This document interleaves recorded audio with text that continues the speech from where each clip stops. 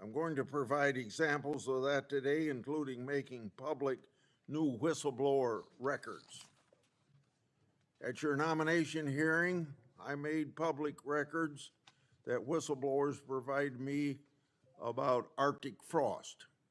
Arctic frost was the FBI case opened and approved by antitrust Trump FBI agent Thibault. Arctic frost then became Jack Smith's elector case against then citizen Trump and now President Trump. These new records show that Arctic frost was much broader than just an electoral matter. The case was expanded to Republican organizations. Some examples of the group that Ray FBI sought to place under political investigation included the Republican National Committee, Republican Attorney Generals Association, and various Trump political groups. In total, 92 Republican targets, including Republican groups and Republican-linked individuals, were placed under investigative scope of Arctic frost. On that political list was one of Charlie Kirk's groups, Turning Point USA. In other words, Arctic frost wasn't just a case to politically investigate Trump. It was the vehicle by which partisan FBI agents and Department of Justice prosecutors could achieve their partisan ends and improperly investigate the entire Republican political apparatus. So today, Senator Johnson and I are making these records public for the entire country to see, and I hope a lot of people are interested in seeing what government can do when various agencies have a political agenda. My investigative work has also exposed the political way in which Peter Navarro was investigated and prosecuted. When FBI agent Thibault found out that Biden's DOJ would prosecute Navarro, he said, "Wow, great." That's a quote, unquote. Through whistleblowers, I've obtained an audio recording of Special Agent Giordina and Special Agent Sebastian Gardner's delivery of a subpoena to Navarro. I'm making that audio public today. In a court document filed by the Department of Justice, Navarro's interaction with the FBI was unfairly described as, quote unquote, the word combative. That intervention with Navarro was just as the justification to later aggressively arrest him. Then we get to the Clinton Annex and the Durham Annex. The Clinton Annex showed that the Comey FBI had evidence necessary to complete the Clinton investigation, the one about her mishandling of emails and classified information, but the FBI never did its job because it never reviewed the evidence at that time. The Durham Annex showed that the Clinton campaign had a plan to falsely tie Trump to Russia, yet the Comey FBI failed to investigate that information. Instead, the Comey FBI used the discredited Clinton campaign-funded Steele dossier to advance crossfire hurricane against Trump. Director Patel, thanks in a large part to you, both annexes were finally declassified. That may be history, but it's history to make sure we don't repeat the history of the past. And the people ought to be concerned when the weaponization of government is used in this way, whether it's done by Republicans or Democrats. Last Congress, I made public an FBI document called 1023 form that alleged a bribery scheme with the Biden family. To date, the FBI has never answered Congress whether they investigated the text messages, the audio files, and the financial records referenced in that 1023. Whistleblowers have provided my office with 2 additional FBI 1023 documents. These documents memorialize statements from FBI sources. These 2 new 1023 documents are from separate FBI confidential human sources during different years. So in total, we now have 3 different FBI confidential human sources providing information about the Biden family and potential criminal conduct. Today, Senator Johnson and I are releasing these records. Let me say this for the partisan media, the people that are supposed to be policemen of our Republican form of government. We aren't saying the allegations are true. We want to know what the FBI did to fully investigate their veracity or lack thereof and what they concluded. Let's put this matter to rest one way or the other. Starting with my chairmanship, I've given one example after another of disgraceful partisan weaponization by federal law enforcement. Since the Trump administration took power, many FBI agents have been removed. The removal included agents and prosecutors who became partisan weapons that lost their way, and I've made records public to prove it. And many of my whistleblowers were aggressively retaliated against by some FBI agents who were subsequently fired. One FBI whistleblower publicly said of these terminations, quote, ensuring that they no longer work at the FBI isn't retribution, it's responsible leadership, end of quote. Which brings me to my final and favorite topic, whistleblowers. In August, 10 of my FBI whistleblowers secured compensation agreement because of your leadership, Director Patel. It included a mix of reinstatement to the FBI, reinstatement of security clearances, and monetary compensation. At the beginning of this month, another of my FBI whistleblowers got their job back. All told, across government agencies, almost 20 whistleblowers have received fixes to their retaliation. Today, you'll get a lot of grief from some members of this committee, but in the short amount of time you've been director, you've corrected whistleblower retaliation, increased transparency more than any other FBI director I've seen, whether that FBI director was appointed by Republicans or Democrats. And I've been around here more than anybody else on this committee. I yield to Senator Durham. Thanks, Chairman Grassley, for holding this oversight hearing during a critical period in the history of the Federal Bureau of Investigation. During my 4 years as chair, I held 4 hearings with then FBI Director Wray. As a reminder to Republicans who claim the Biden administration weaponized the FBI, President Biden retained Director Wray, a lifelong Republican who was President Trump's nominee for the office. After his second election in an unprecedented move, President Trump forced out Director Wray and nominated Kash Patel, arguably the most partisan FBI director ever. Director Patel came to the FBI with a political mission, and he spelled it out in writing in detail. He wrote government gangsters, quote, The rot at the core of the FBI is not just scandalous, it's an existential threat to our Republican form of government, end quote.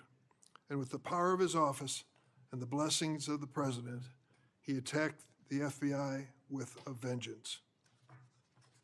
Mr. Patel had falsely claimed the FBI, quote, was planning January 6th for a year, end quote.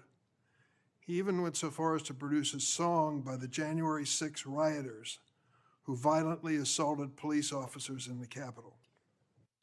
He compiled an enemies list of public servants he called government gangsters, like former FBI Director Mueller, whom Patel called, quote, an utter swamp creature. Former Trump officials who served with Mr. Patel warned us he would weaponize the FBI to protect the president's allies and target his critics. And indeed, Director Patel has already inflicted untold damage on the FBI, putting our national security and public safety at risk. Since January 20th, the Trump administration has engaged in an unprecedented purge of FBI officials. As we heard from highly credible whistleblowers, Mr. Patel was involved in directing this purge even before he was confirmed, despite his sworn testimony to this committee. It began with terminations and forced retirements of all 6 nonpartisan career officials who run all 6 branches of the FBI, the executive assistant directors. Since then, at least 18 of the 53 special agents in charge of FBI field offices have been removed, along with many other senior officials. Individual agents have been targeted for termination simply due to the work that they were assigned, such as January 6th investigation.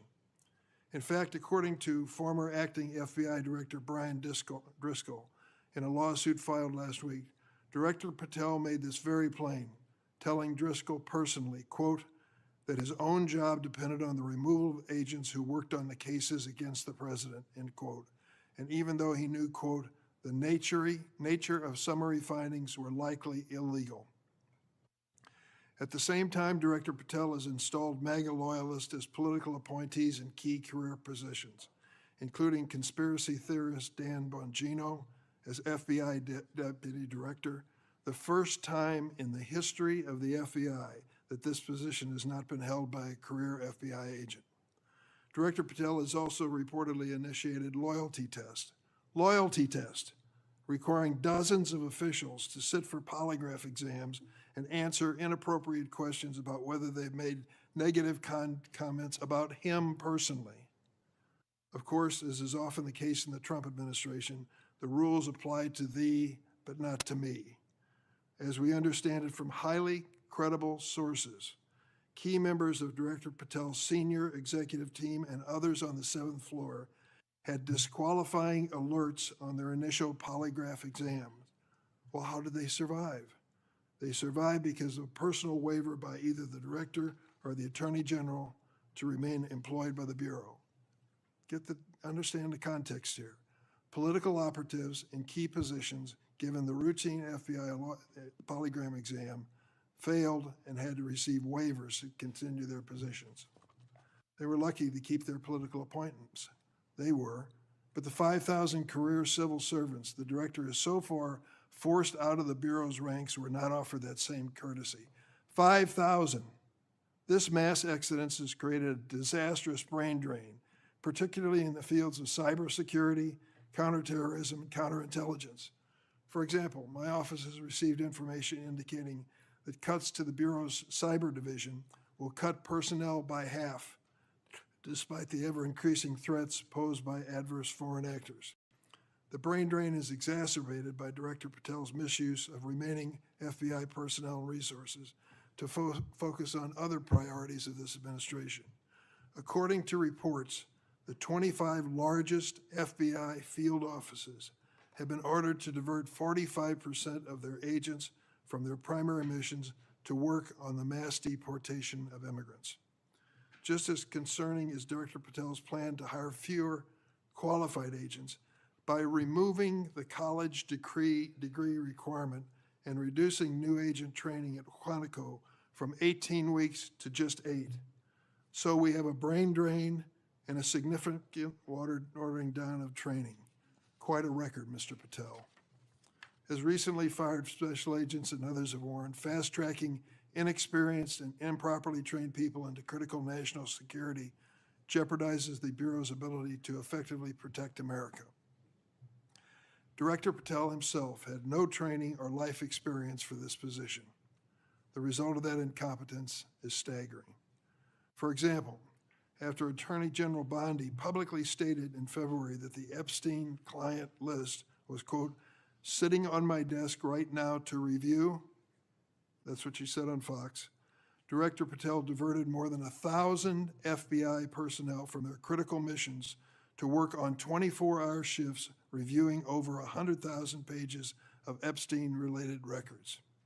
These personnel were instructed to flag any records in which President Trump was named. But that review ended in an unsigned memorandum from DOJ and FBI stating simply, there is no incriminating client list, close quote. Director Patel still has not responded to my letter from 2 months ago asking about his role in this cover-up. On the day of the horrific shooting of Charlie Kirk at Utah Valley University, Director Patel again sparked mass confusion by incorrectly claiming on social media that the shooter was in custody, which he then had to walk back with another social media post. Mr. Patel was so anxious to take credit for finding Mr. Kirk's assassin that he violated one of the basics of effective law enforcement. At critical stages of an investigation, shut up and let the professionals do their job. Notably, Director Patel recently forced out Special Agent in charge of Salt Lake City, Mayim Saeed, a counterterrorism expert with 20 years experience who would have led this high-profile investigation. The men and women who serve at the FBI and the American people deserve a director who has the ability and the character to restore the Bureau to its place as the preeminent law enforcement agency. I want to close on a personal note. I came of age in the 1960s. We experienced a number of horrific assassinations, including President John Kennedy, Senator Robert Kennedy, and Dr. Martin Luther King. We are going through a similar period of division and political violence. All of us in public life, on both sides of the aisle, have a responsibility to bring down the temperature and to work to unite the American people. Let's be clear, Republicans are not Nazis and Democrats are not evil, as Mr. Patel has claimed. Democrats are not responsible for the murder of Charlie Kirk, and Republicans were not responsible for the murder of Melissa Hardman. Our political opponents are not our enemies. We are all Americans, and we should be working together to keep the American people safe and protect their constitutional rights. Thank you, Mr. Chairman. Would you please stand so I could swear you? Do you affirm that the testimony you're about to give before this committee will be the truth, the whole truth, and nothing but the truth? So help you God. Please be seated, and you can give your statement now. Thank you. Good morning, Mr. Chairman, Ranking Member Durbin, and members of the committee. It's an honor to be here with you today as the 9th Director of the FBI. I want to providing a briefing into the tragic assassination of Charlie Kirk. It's important that this FBI is transparent as possible without jeopardizing investigations. Charlie Kirk was shot at 12:23 p.m. on September 10th. I think this timeline is critically important. Less than a day later, the FBI, at my direction, released the first set of images of the suspect that we captured based on our analysis on the ground. Later that evening, while conducting extensive interviews and cell phone analysis, and also flying out evidence response teams and hostage rescue teams and evidence tacticians who were collecting evidence in live time and flying them back to Washington, D.C. in our laboratories for immediate analyses, we were able to extract video from the campus feed. And at my direction at 8 p.m., in partnership and in promise to working with the public to bring this fugitive to justice, we released a newly, never before seen video of the suspect. We also released new enhanced photos of the suspect. A few hours later, that suspect was in custody, pursuant to the interrogation of the suspect's own father, who stated, "When I saw that video that you released, I recognized it was my son, and I confronted him, and he was handed over to lawful law enforcement authorities. That is the FBI working with the public, as I promised, being transparent and providing critical information along the way in the manhunt for the suspect or suspects involved in Charlie's assassination.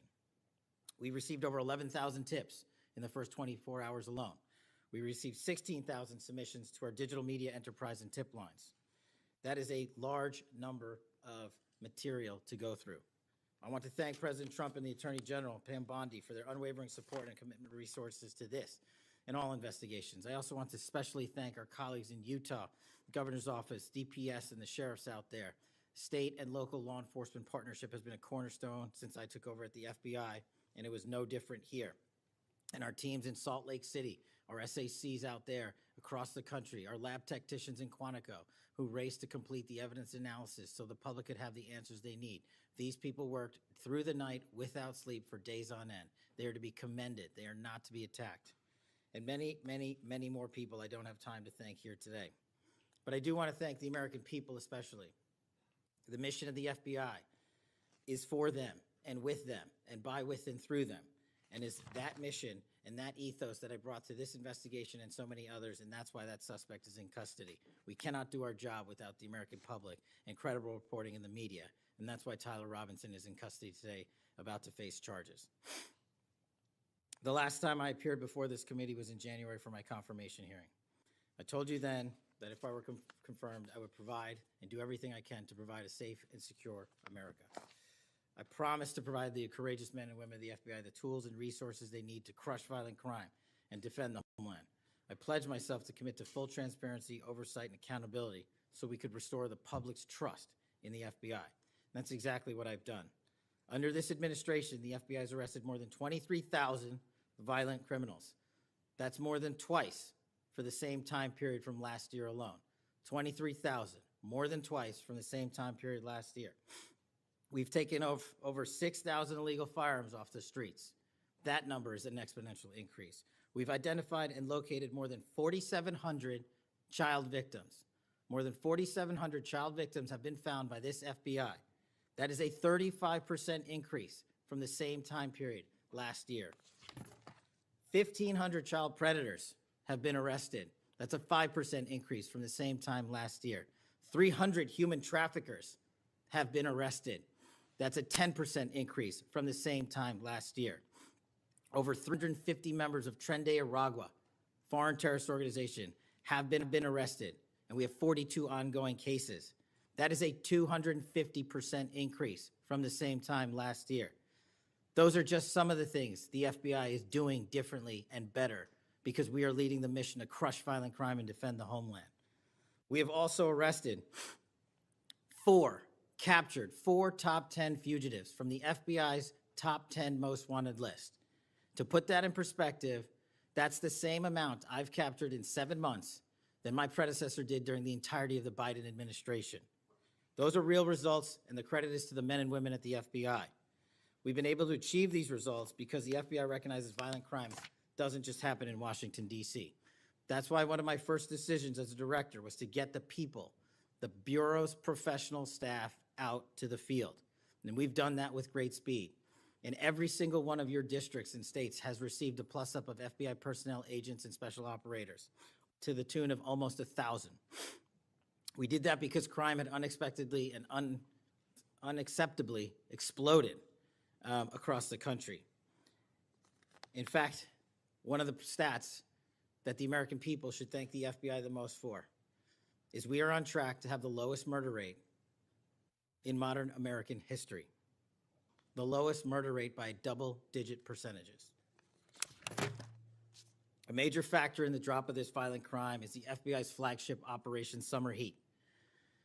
We use this initiative at the direction of the President and the Attorney General, surging resources to our major and mid-major cities across America, conducting intelligence-based operations to target the worst of the worst, to target the gangs, to target the transnational organizations, to target the TCOs, and to target the drug trafficking cartels. And we have taken them out city by city. There's a lot of work left to be done, but we're off to a great start. Just ask the citizens of Seattle, Miami, Memphis, Charlotte, Chicago, and so many more places. Specifically in New Orleans and Nashville alone, there has been an increase in the number of violent crime arrests by an average of 250% for each of those cities. And there has been a drastic reduction in crime across the board in mid-major cities across this country, thanks to the men and women of the FBI. How are we doing that? We are attacking the drug epidemic. We've seized nearly 1,000 kilograms of meth and cocaine off the streets of America. We've taken over 1,600 kilograms of fentanyl off the streets. Maybe one of the greatest achievements we have this year, 1,600 kilograms of fentanyl. That's a 25% increase from the same time last year. To put things in perspective, that's enough fentanyl to kill a third of the American populace, 115 million Americans. We're also going after the companies that manufacture these precursors overseas in places like mainland China and their cutting agents. In fact, this month in Cincinnati, we announced groundbreaking charges aimed at the individuals and businesses responsible for flooding these opioids and their precursors and cutting agents into the streets of America. And for the first time that I can remember, we are charging these businesses and enterprises, not just in America, but in mainland China, and seizing their operational necessity to have money by seizing their cryptocurrency wallets. We're also equally important to protecting the homeland. We know we have a no-fail mission. We're committed to keeping our nation safe from terrorism, cyber attacks, and foreign adversaries. Whether stopping threats inspired by foreign terrorist organizations or lone wolf actors or sponsored by hostile nation states. This year, we've already made nearly 60 counterintelligence arrests. 60 counterintelligence arrests this year alone is a 30% increase from the same time period last year for the CI work at the FBI. I'm proud when we can share our successes, such as when an espionage charge was brought against an active duty U.S. Navy sailor caught spying for the People's Republic of China. But I want the American people to know the FBI is protecting the homeland from foreign adversaries in a way that will never make the news, and a lot of the good work that they do will never be able to discuss in this setting. We're working on cyber threats. We're attacking malware infrastructure, going after ransomware attackers, delivering a new partnership with the private public sector engagements we've taken with the companies who are attacked by these foreign adversaries and nation-state actors and individual enterprise rings from around the world. We are combating Salt Typhoon, Vault Typhoon, Flax Typhoon, and so many other ransomware and cyber threats this nation faces. We're also arresting people such as Tajik national in Brooklyn, who is suspected of sending tens of thousands of dollars to support ISIS. We're going after the new form of what I refer to as modern-day terrorism in America, 764 crimes that involve harming our children by going after them online, causing self-mutilation, suicide, sexual abuse, and steering them in the wrong direction. Currently, we have 3,500 international terrorism investigations.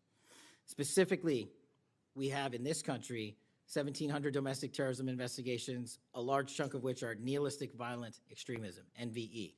Those who engage in violent acts motivated by a deep hatred of society, whatever that justification they seem is.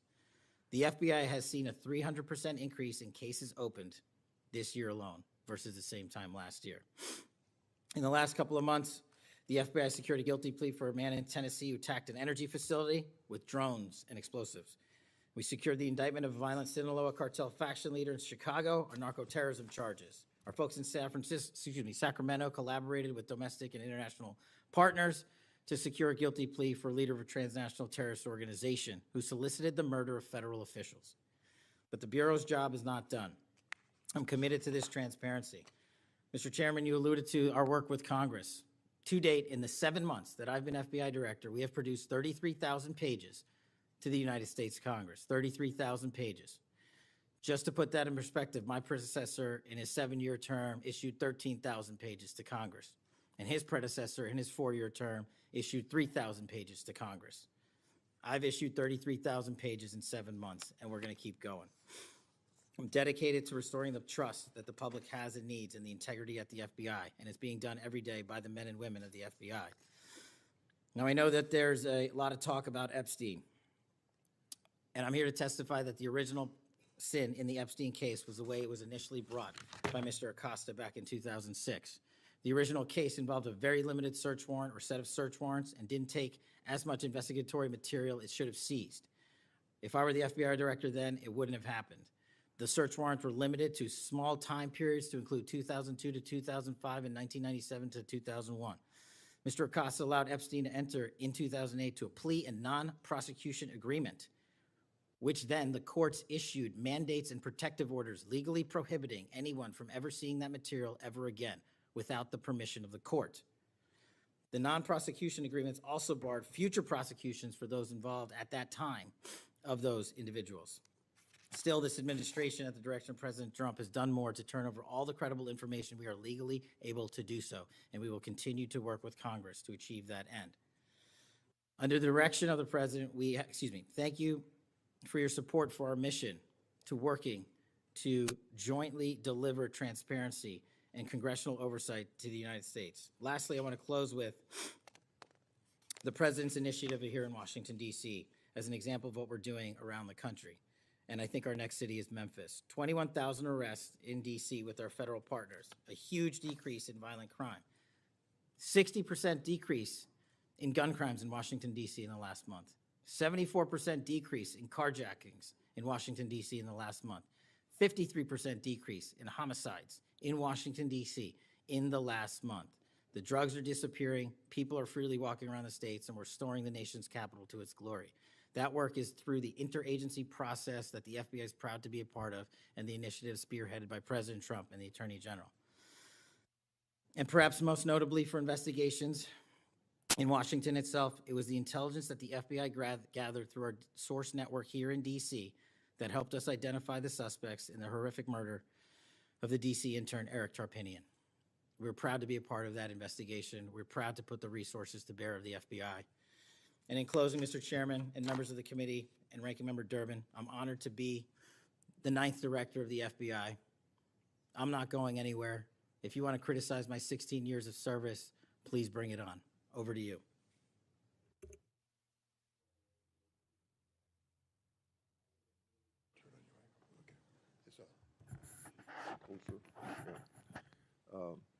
I've observed when whether it's Republican or Democrats want a yes or no answer, that the witness and the senators talking over each other. So I thought what I'd do this time, rather than have that happen, if there's something you don't get a chance to answer because of the demeanor of a Republican or Democrat senator, before we, when we get done with that questioner, I'd give you a chance to fill in if there's something you didn't get a chance to say. Since 2019, I've sought greater transparency about Jeffrey Epstein and the government handling of the matter. I've continued to investigate during this Congress. Director Patel, was Jeffrey Epstein an intelligence asset for the United States government or the foreign government? And if so, which agencies or governments? Mr. Chairman, I can only speak to the FBI as the director of the FBI, and Mr. Epstein was not a source for the FBI. Okay. Would you commit to providing my office with all classified, non-classified records relating to the Epstein matter? I will commit to providing all records I'm legally permitted to do so under the court orders.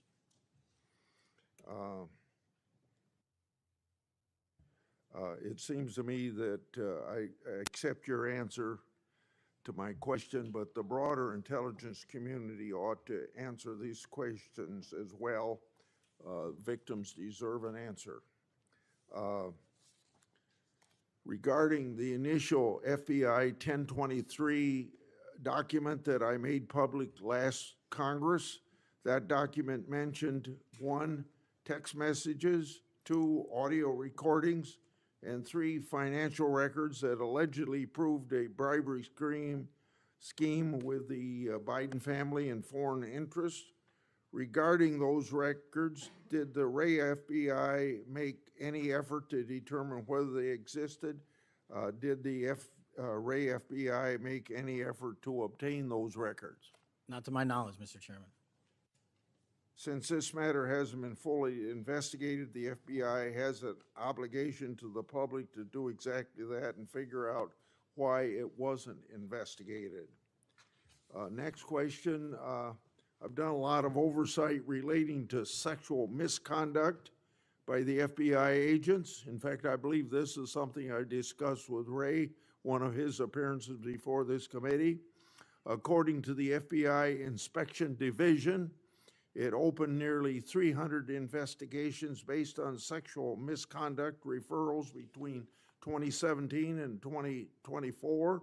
According to whistleblowers, the Biden-Ray FBI totally dropped the ball on this question.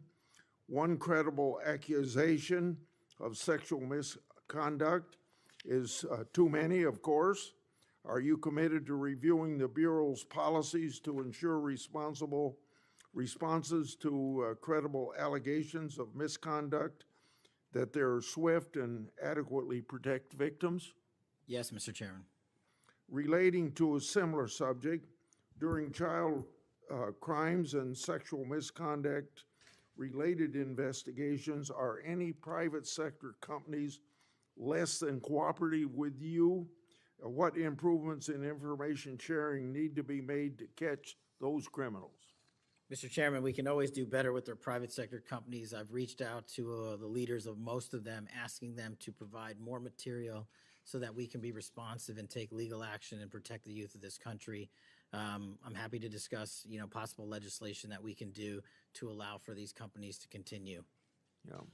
Say, maybe 1 inch up on the microphone. Sorry. I think you're close enough, but I think it's just a little bit lower. When you raise your head, it's difficult to hear.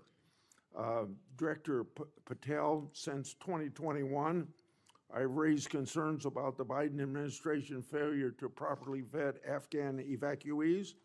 Director Gabbard informed my office that as of August 2022, approximately 1,600 evacuees located in the United States had ties to terrorism and other derogatory information.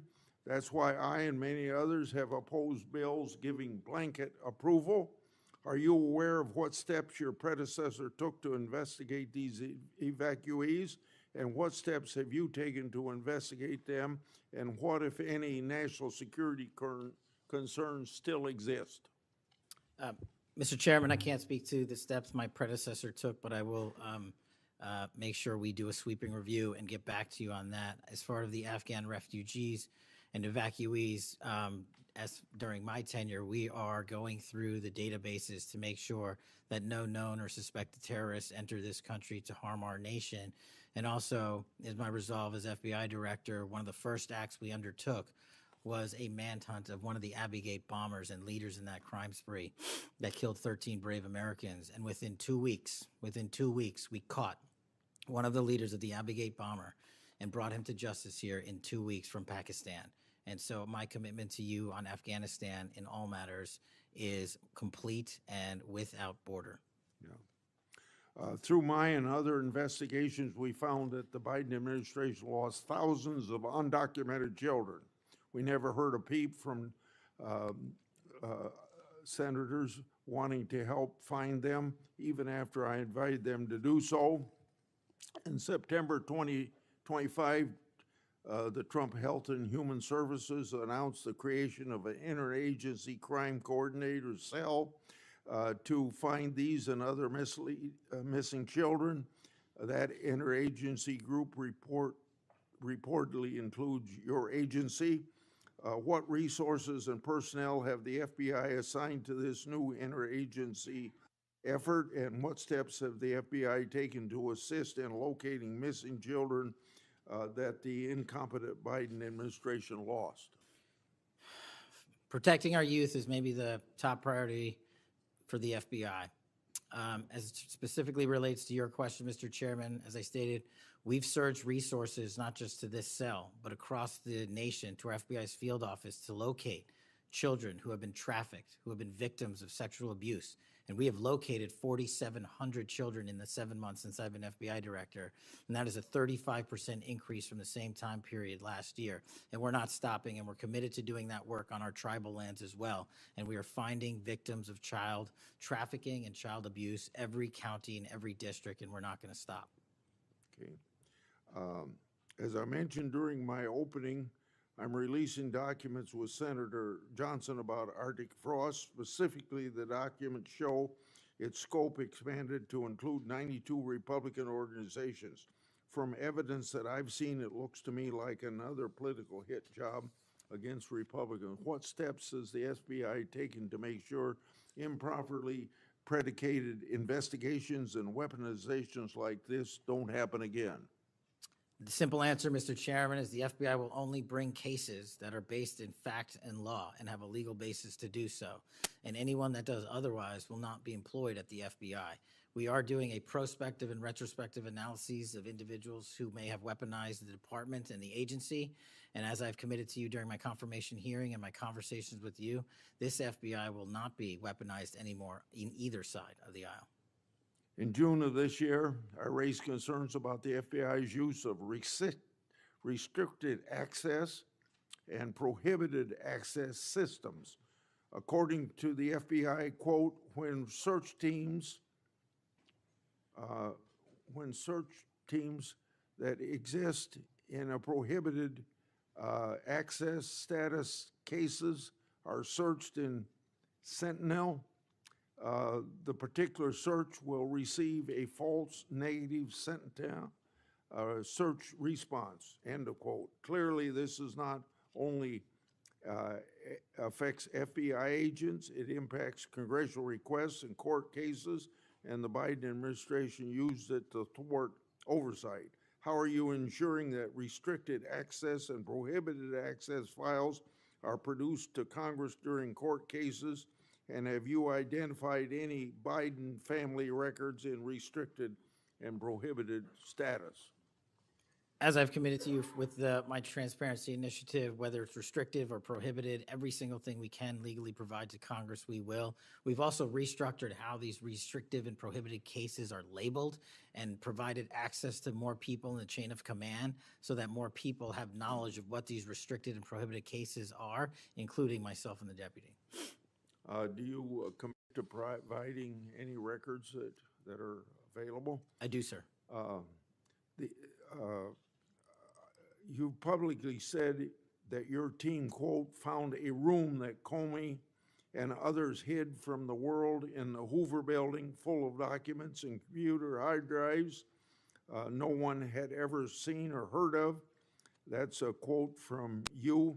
I've received a whistleblower disclosure that the room contained some information kept outside the FBI record keeping. I also have been informed via a whistleblower disclosure that the room included materials related to Special Counsel Mueller, former Director James Comey, and other documents maintained outside of the FBI.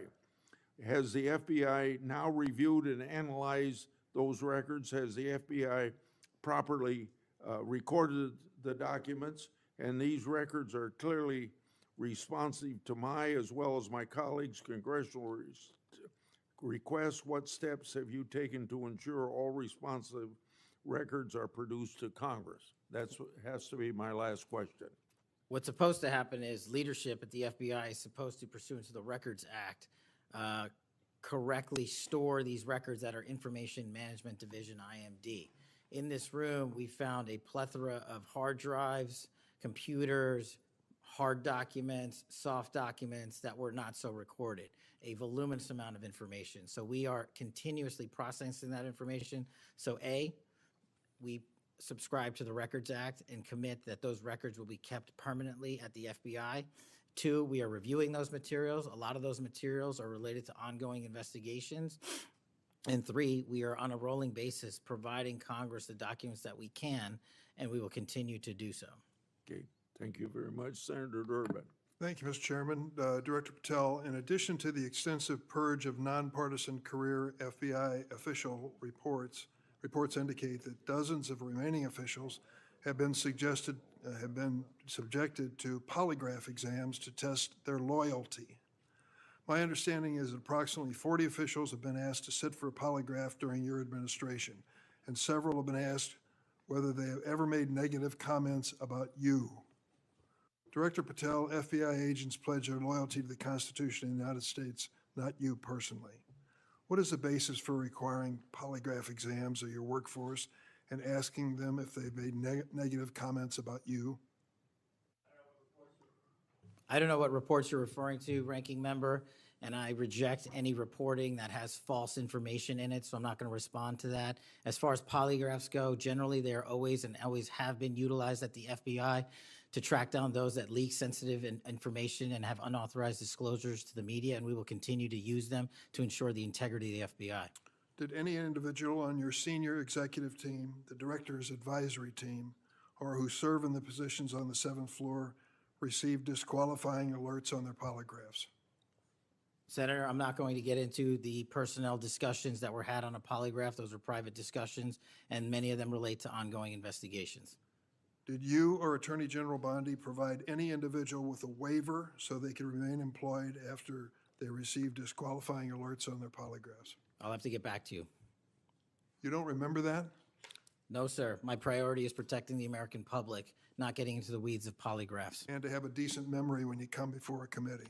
I'm happy to talk about all the good work the men and women of the FBI are doing, including provided the lowest crime rate in American history. If you want to talk about how to protect the citizens, Chicago has seen a 30% reduction in its murder rate because of the men and women of the And FBI. you take credit for I'll that? happily do that. You The take credit? interagency partners and the men and women of the Chicago PD have never been more Include powerful. local law enforcement, please. Have you ever seen my testimony across this country where I always lead with our interagency partnerships with state and local law enforcement? It is the pillar of what I am doing. And on the 7th floor, for the first time in FBI history, I have installed police officers and sheriffs right on my 7th floor to report to us every day what's going around the country on the street level, because that is a priority of the FBI and is the only way we are going to work. I don't take credit for anything, but I will defend the men and women of the FBI and the cops that help us get it done. You should. Director Patel, to your knowledge, did a whistleblower ever make a disclosure to Attorney General Bondi indicating that the New York field office was withholding Epstein-related records? I'm not familiar with that whistleblower. You know that there was such a whistleblower? I'm not familiar with that whistleblower.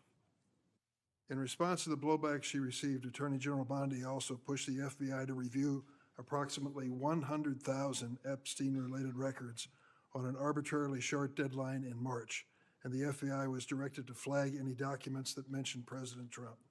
Nothing came of that review until July, when DOJ and FBI released an unsigned memorandum stating there is no incriminating client list. Why was this July 7th memorandum unsigned?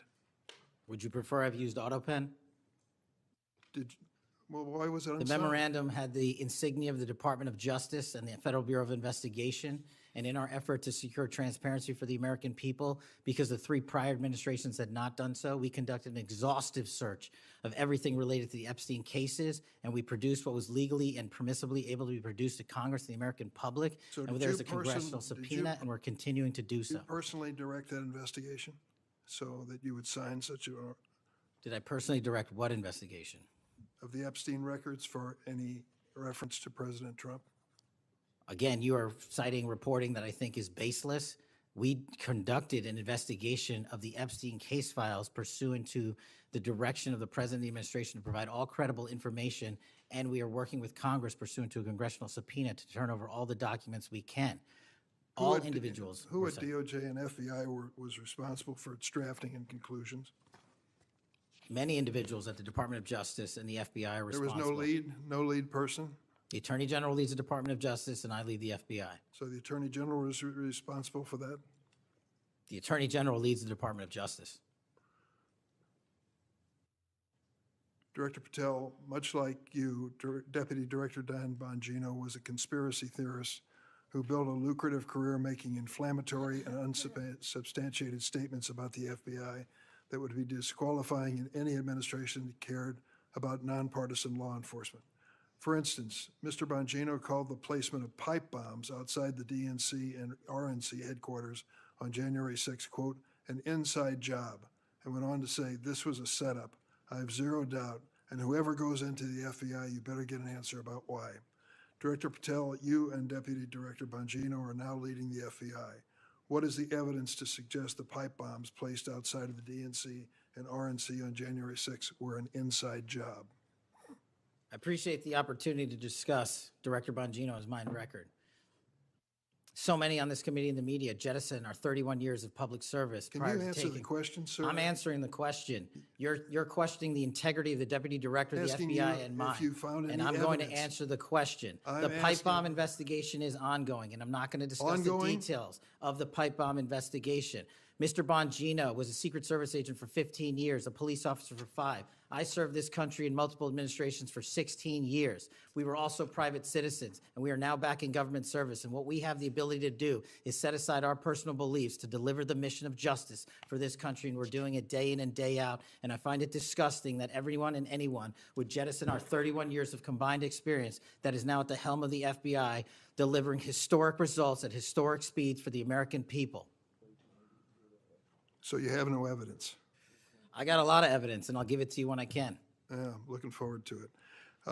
There's a New York Times story this morning about Chris Meyer. As I understand it, he was your personal pilot, at least for some period of time. Mr. Meyer has quite a record himself. Flew over 350 hours as an Air Force pilot on 3 aircraft types in Afghanistan.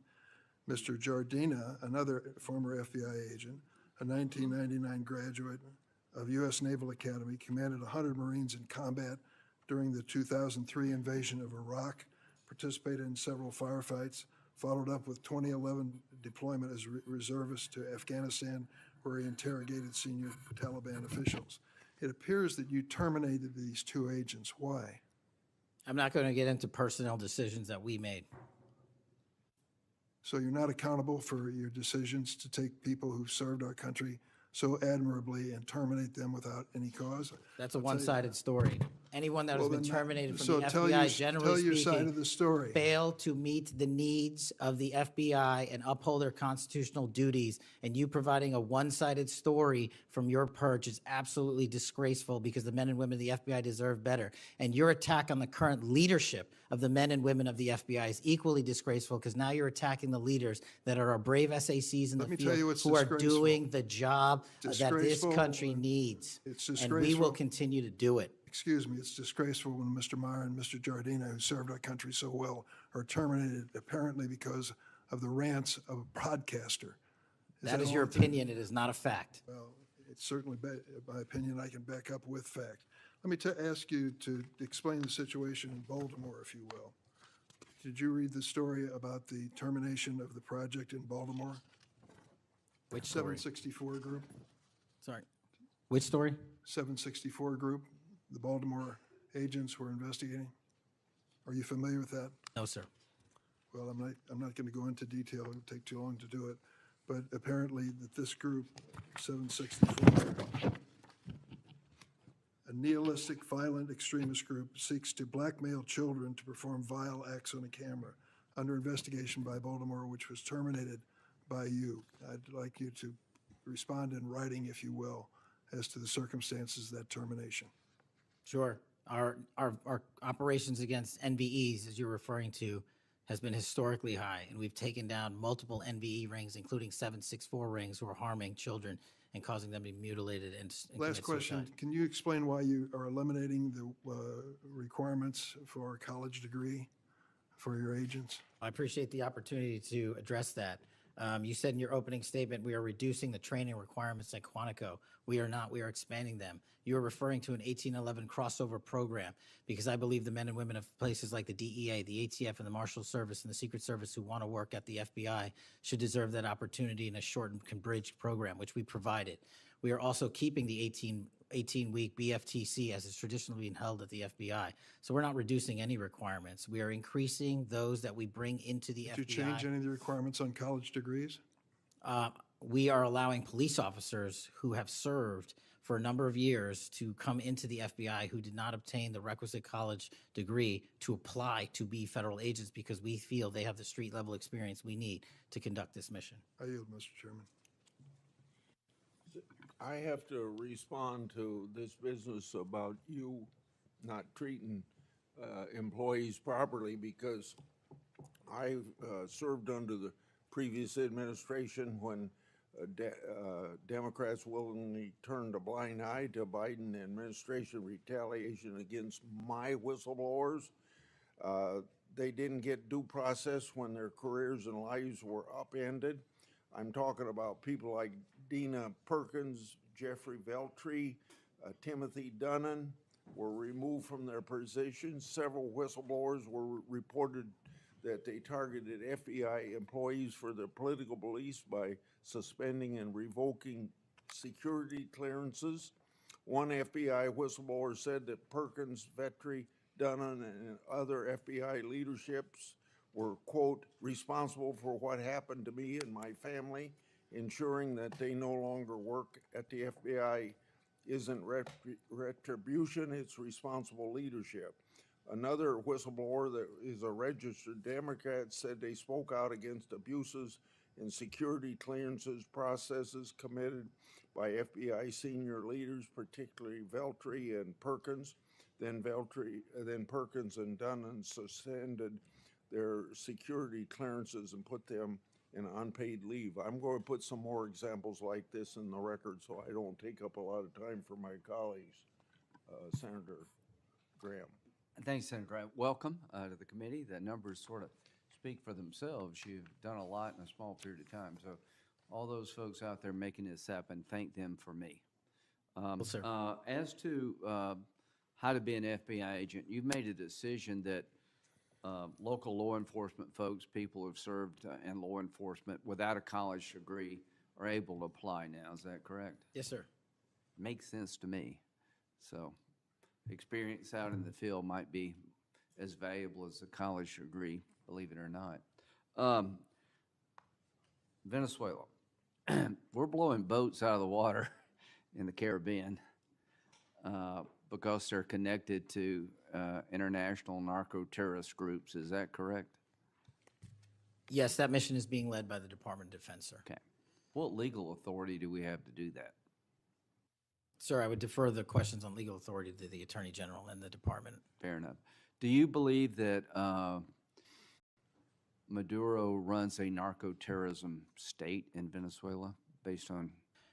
I believe based on the intelligence and prosecutions and investigations we are currently running, a large portion of the cocaine that exits out of South America, its origination point is in Venezuela, and using transshipment points through Haiti, they're using the navigable waterways in the Caribbean to the end state delivery, which is the United States of America, and we will hunt down every single one of those narco traffickers with the authorities. There's we some have. actual indictments of Maduro as an individual for being involved in that.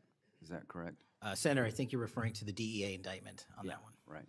So I guess the point is, would it be fair to say that Venezuela is a good candidate to be labeled as a state sponsor of terrorism under U.S. law? Senator, from my perch, we will provide the intelligence necessary for anyone who meets the threshold to be a state sponsor of terrorism, and this administration has I expanded. think they are, so we'll be going down that road. China, on a scale of 1 to 10, 1 being nothing, 10 being great, how is China helping with the fentanyl problem here in the United States? Under this administration, we have taken, as I highlighted the Cincinnati case, the precursors are the problem. The fentanyl is the end state that kills American citizens. Well, the precursors are made in China, right? They're made in China.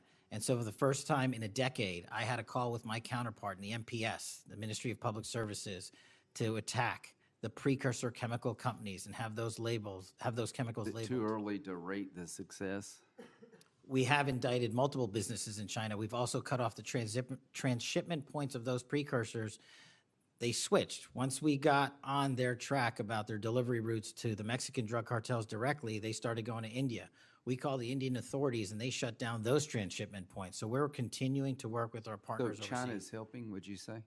They are starting to help, and we are hoping, under this administration's leadership, we can get more of their help. Let me know, in the coming months if that continues, because if they are helping, that's a good thing. Yes, I think sir. we need to celebrate the breakthrough. If they're not, that would be a bad thing. So after the assassination of Charlie Kirk, there seems to be one refrain from everybody, and that's about the effect of social media.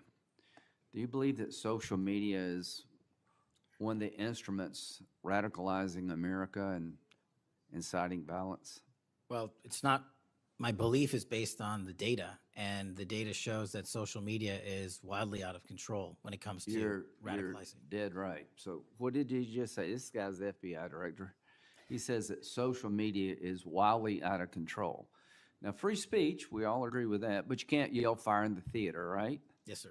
Free speech doesn't allow you to go online and groom a child for sexual, No, it does not. okay? Free speech doesn't allow you to go on the internet and basically incite somebody to kill another person, right? Absolutely not. So if it's illegal offline, it should be illegal online, agreed? Whatever the law is.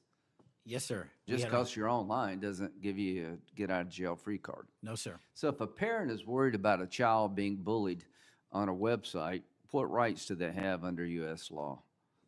We have to balance the rights, as you said, Senator, of free speech versus those that encroach Is there upon any violence. law that can shut down one of these sites for bullying children or allowing sexual predators on the site? We are able to attack certain sites on the dark web. When it comes to the open internet infrastructure system, we have to reach a threshold to attack a company that only subscribes to violence. Can the parents sue that company? They can. They can? They can sue not the social media companies. That's what I'm talking They about. can sue the companies. No, I'm talking about the social media company that gives lives to this behavior. No, you're referring to Section 230, sir. Would you advocate a sunsetting of Section 230 to bring more liability to the companies who send this stuff out? I've advocated for that for years. All right, we need to do this, folks. These companies are taking content that it makes you sick, that could get you killed, get you poisoned, and there's nothing we can do about it under our law.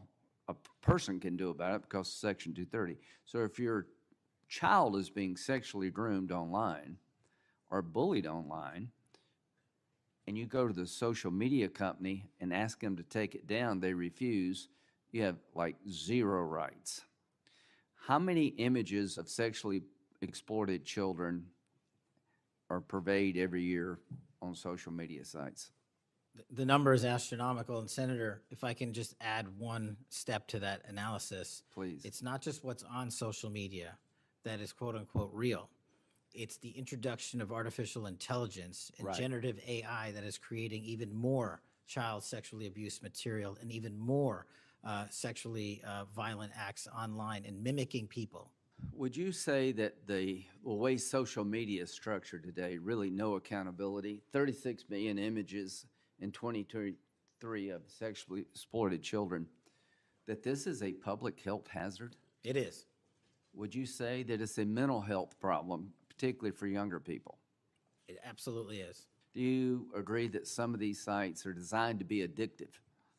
I think not only are some of these sites designed to be addictive, unfortunately, the reality is some of these sites are designed to generate income, and many people are generating income based on this illegal trade. Do you think it's now time for America to deal with this problem?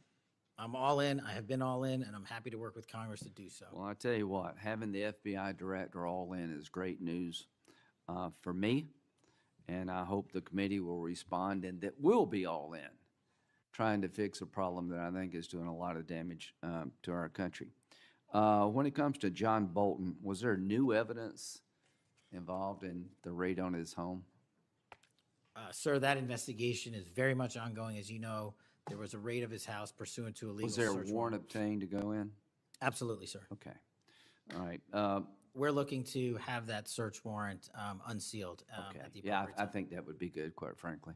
In December 2023, Director Wray said he sees blinking lights everywhere regarding to foreign terrorist threats against our homeland. How would you characterize the state of threats to our homeland by foreign terrorist groups? Foreign terrorist organizations have adapted and started utilizing online platforms, and so has the FBI. And so while they are adapting and expanding how they harm our country, we have as well. They have not stopped. There's been a resurgence in places like West Africa and elsewhere of foreign terrorist organizations, and also the newly emboldened drug trafficking organizations in Mexico. It's going to take a whole of government approach to get. Does Hezbollah fall within that group? Yes, sir. So Hezbollah is involved in not only terrorism, but narco-terrorism? Yes, sir. So do you consider Hezbollah a threat to the United States? Absolutely. All right, finally, do you have enough people Sorry. to do all this? do you need more people? You're involved in a lot of things, and the numbers speak for themselves. You have FBI agents helping here in Washington, D.C. You have FBI agents helping in illegal immigration. That's good. You've got a chance here to tell us if you need more people. Seems to me that threat level of this country is pretty high right now. You got thousands of domestic terrorism cases. How many are being investigated? I think 3,500 off the top of my head. 3,500, okay. Anyway, it seems your plate's pretty full. I would urge you to get with your people, and if you think you need more people, now's the time to do it. It would be a shame to miss an opportunity to plus up the FBI if the threats justified it. Will you look? I will look, sir. Okay, but are you comfortable you have enough people right now? Right now, I'm comfortable with the reallocation of agents and personnel outside of Washington, D.C. and plussing up states like South Carolina in double-digit numbers, and I'll get back with my team on this one. Thank you for your service. Senator Whitehouse. Boy, is my timing good. It is very good. Director Patel, welcome. Thank you, sir. When you were here for your confirmation, we talked about your so-called enemies list. It appears to me that there have been adverse actions of various kinds taken against about 20 of the 60 people on your enemies list. You've been in office for 7 months. At that rate, you've got 14 months until you've hit all 60. Can you explain that? Again, that is an entirely inaccurate presupposition. I do not have an enemies list. You can continue to characterize it as you wish. The only actions we take, generally speaking, for personnel at the FBI are ones based on merit and qualification and your ability to uphold your constitutional duty. You fall short, you don't work there anymore.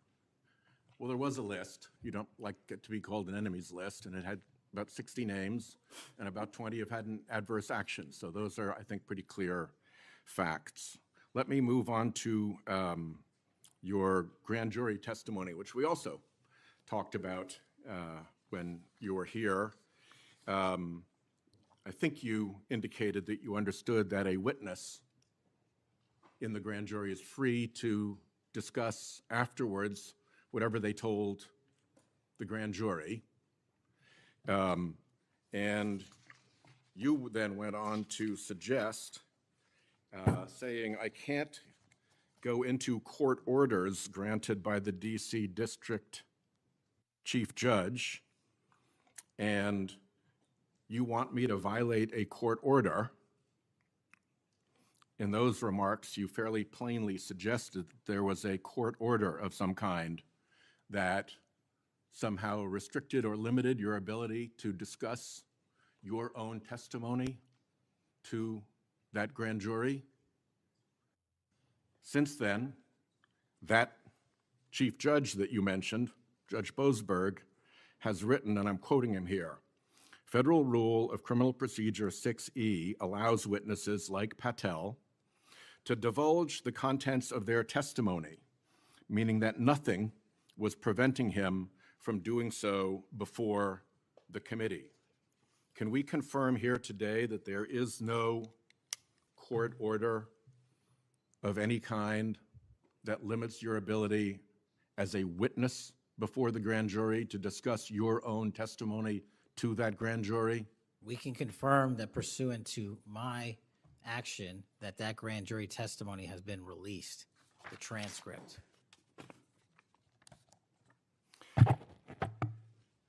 Let's, in what forum was it released, may I ask? Publicly. Okay, we'll check on that. The FBI does background investigations. In the case of a U.S. attorney, Janine Pirro, it has come to light that in a civil proceeding, that Fox News executives, prior to her confirmation, called her, I'm quoting here, a reckless maniac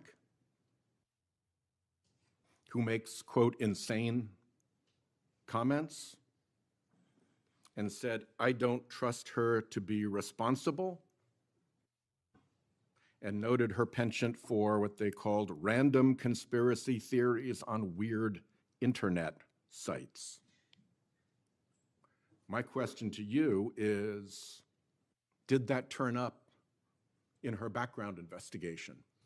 For any background investigation, Senator, we do not discuss those publicly. And for every background investigation, when there's an adjudication, it is not made by me. It is made by the career professionals who run the inspection division and background check system. Do you know if that information was found?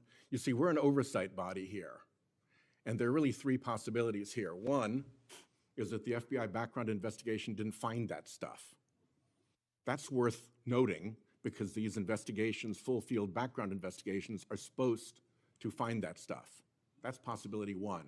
Possibility two is that the FBI did in fact find that information and then did not report it to the administration or to the committee. And the third is that you found it, you reported it to the administration, and they went ahead with her nomination knowing that she had been described as a reckless maniac who made insane comments, who wasn't trusted by colleagues to be responsible, and who had a penchant for random conspiracy theories on weird internet sites. Are you saying that this committee does not have any authority or reason to look into which of those things is true? This committee can look into anything it wishes. I'm telling you that the background investigations that are done by the HRD division are done by career individuals. They do not report the details of those to me. They adjudicate those independently and individually. That's how it's always been done. What happened to during the pause of FBI background investigations that was alleged in the complaint against you and the FBI by the FBI agents who were terminated? On February 12th, Emil Bovee directed the FBI, quote, to pause any FBI background investigations of Trump nominees until Patel was confirmed, which happened on February 20th, is the general description of what they alleged. Why, do you know, were background investigations paused? Was it so material like this could be scrubbed out of them? And have they been resumed without that pause fully and normally after your arrival on February 20th? I can speak to the time period since I got there. Background investigations have been ongoing across the board at the FBI. Why was the pause, do you know? I was not there. Wasn't explained to you when you got there? Oh, by the way, boss, they've had an 8-day pause on background investigations. You think that would be something that would be explained to you at some point? Again, I leave it to the men and women at the HRD division to run background investigations. I do not interfere with them. I get that. But what I don't get is whether you were told about that pause, and why would you not be told about that pause? I don't recall that, sir. All right. The allegation also relates that part of the employee review of senior staff was whether or not they voted for Kamala Harris in the 2024 election. Since when is who you voted for a proper question for agents to be asked?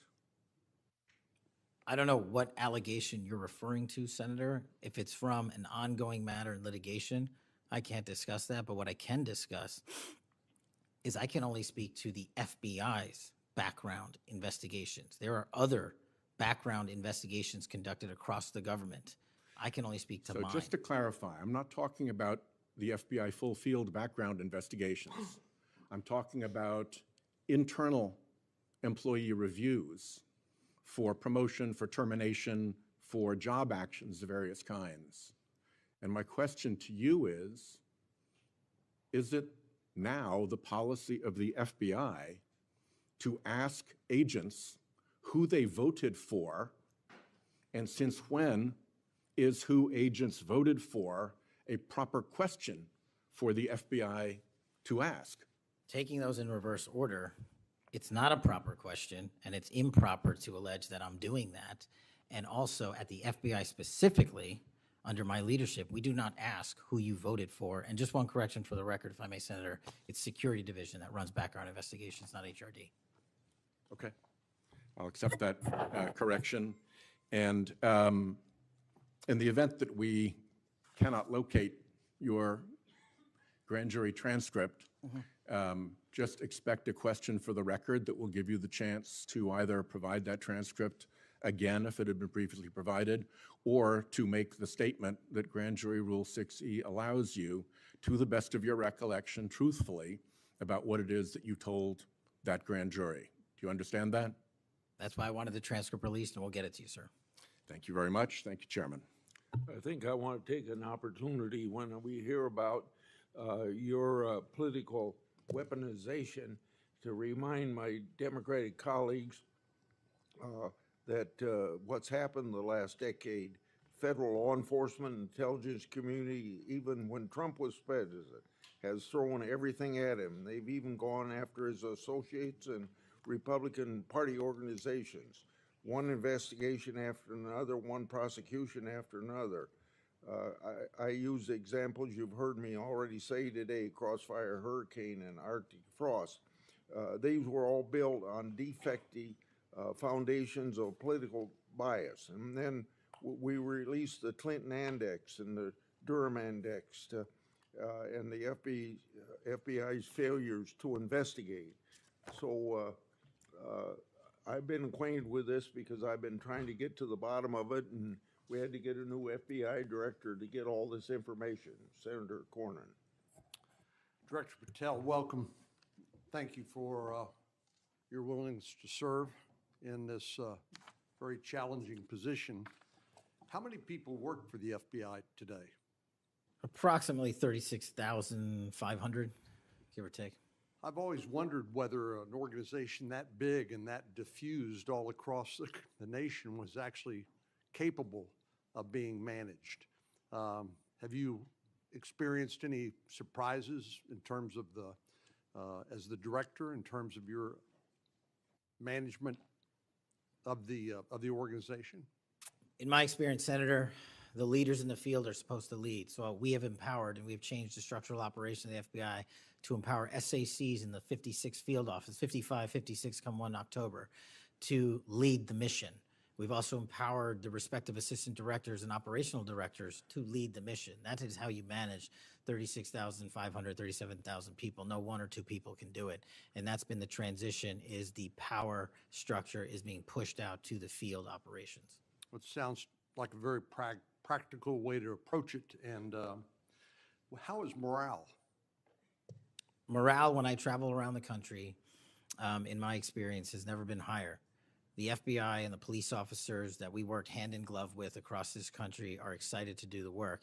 And the stats that I'm citing are no achievement of mine. The stats that I'm citing in the 7 months that I've been there, such as a 42% increase in cyber arrests alone this year, is because the men and women at the FBI have been empowered in the field. They want to do the work. They're getting the opportunity to do the work. And with our great partners in the respective states like Texas, and where we just returned a top 10 most wanted fugitive in Cindy Singh, are getting the ability to make those prosecutions a reality. By the way, Senator Durbin was asking about polygraphs. Aren't polygraphs a standard part of the standard test given to people with security clearances across the intelligence community They are. as a condition to maintaining your security clearance? I believe they are. Speaking of intelligence, one of the things that I've wondered about over time is, the FBI is a premier law enforcement agency in the nation, but you also have other important responsibilities in counterintelligence. And there's been different debates or people wondering whether, including me, whether that's an appropriate role for the FBI to play. And I guess the most challenging part of that is, if it's not at the FBI, where would it go? But can you Given your background, I know as working on the HIPSI and your intelligence background, can you talk a little bit about what you think about the counterintelligence role of the FBI agents and how that's working, whether you think it's performing the way it should, or whether there are other changes or reforms need to be made in order to improve its functioning? As you know, the threats from our adversary nations are just proliferating every day. So what do you think? The espionage activities of our adversaries have never been so high, and I think the counterintelligence mission is properly housed within the FBI because we've been vested with those authorities for Congress, and I believe that mission set is working. And if I can, sir, since January 20th of this year, the FBI has made 55 arrests on the counterintelligence mission alone.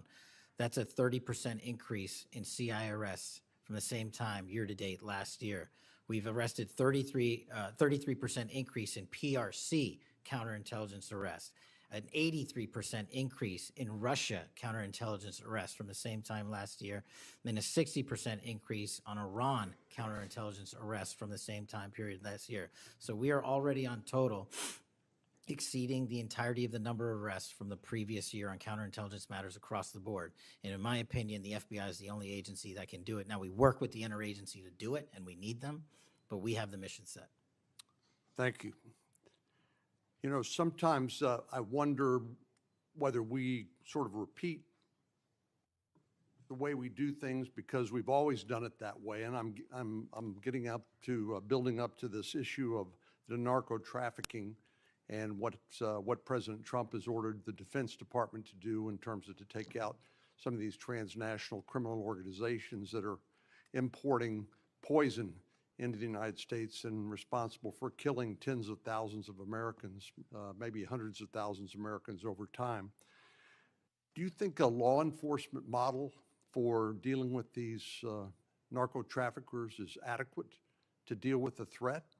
Or do you think we need to start thinking about this in maybe new and different ways? Obviously, we're not engaged in a war per se, although it is a war metaphorically.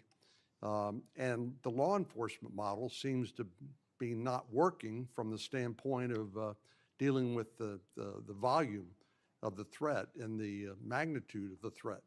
Do you think we need to start thinking about how do we deal within constitutional legal parameters to deal with this problem in a different way to be more effective in protecting the American people? Absolutely. And the way to analogize this and why I've advocated for the designation, and I'm thankful that the Trump administration has designated these cartels and narco traffickers as foreign terrorist organizations, is because we must treat them like the foreign terrorist organizations post 9/11.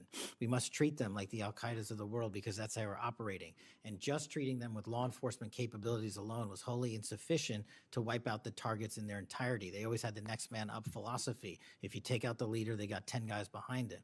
But in order to eliminate, and that's the key, eliminate the drug trade, and eliminate the pouring into this country of narcotics, we have to use our authorities at the Department of War and the intelligence community to go after the threat like we did terrorists when we were manhunting them. And now we have that ability, and we're seeing that in live time, whether it's on the strike on the boat or going down into Mexico and working with our Mexican authorities with these intelligence assets to say we've located not just the person in charge, the cadre in charge, but the entire network. And we are now able to dismantle that entire network. It's going to take time. The manhunt after 9/11 took some years, and this is going to be a years-long mission.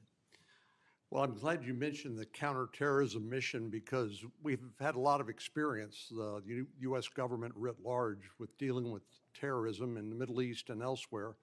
And obviously, some of our friends and allies, like Mexico, for example, are very sensitive about sovereignty and being able to control what happens on their territory, but yet we're beginning to see more and more cooperation, as you point out, in that regard.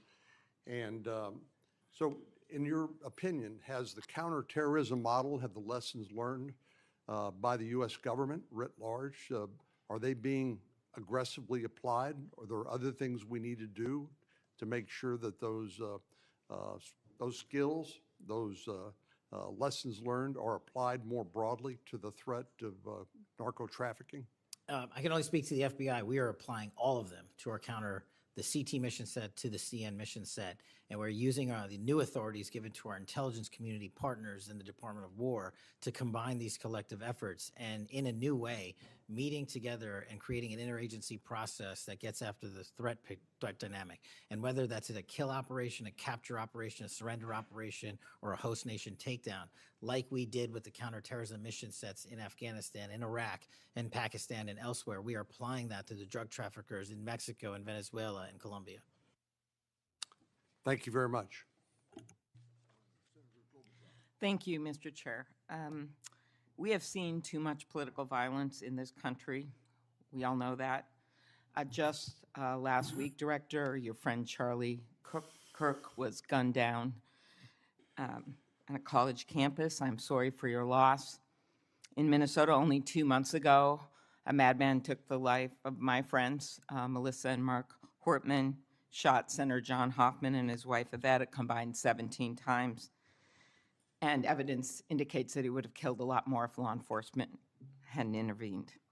Just last month in my state, we were again shook to the core when little kids were shot down through stained glass windows in Annunciation Catholic Church in Minneapolis. And while the victims weren't politicians in this case, they were 6-year-olds and 8-year-olds, the manifesto that the shooter left behind was political. But in the words of your own federal law enforcement, this person was an all-purpose hater. Went after blacks, Hispanics, the president, Muslims, Jews, nearly everyone. And this happened during the first Mass of the year for these kids. They were excited to see their friends, meet their new teachers, and 2 children, 8-year-old Fletcher Merkel, 10-year-old Harper Moisky, were murdered. 21 other people injured, some of the kids, 18 kids, severely. Fletcher was just starting 3rd grade. He loved his family, his friends. He loved fishing and cooking, in his dad's words, any sport he was allowed to play. Harper, the other child, we celebrated her life this Sunday, thousands of people. Her parents described her as bright, joyful, and a deeply loved 10-year-old whose laughter, kindness, and spirit touched everyone that she knew.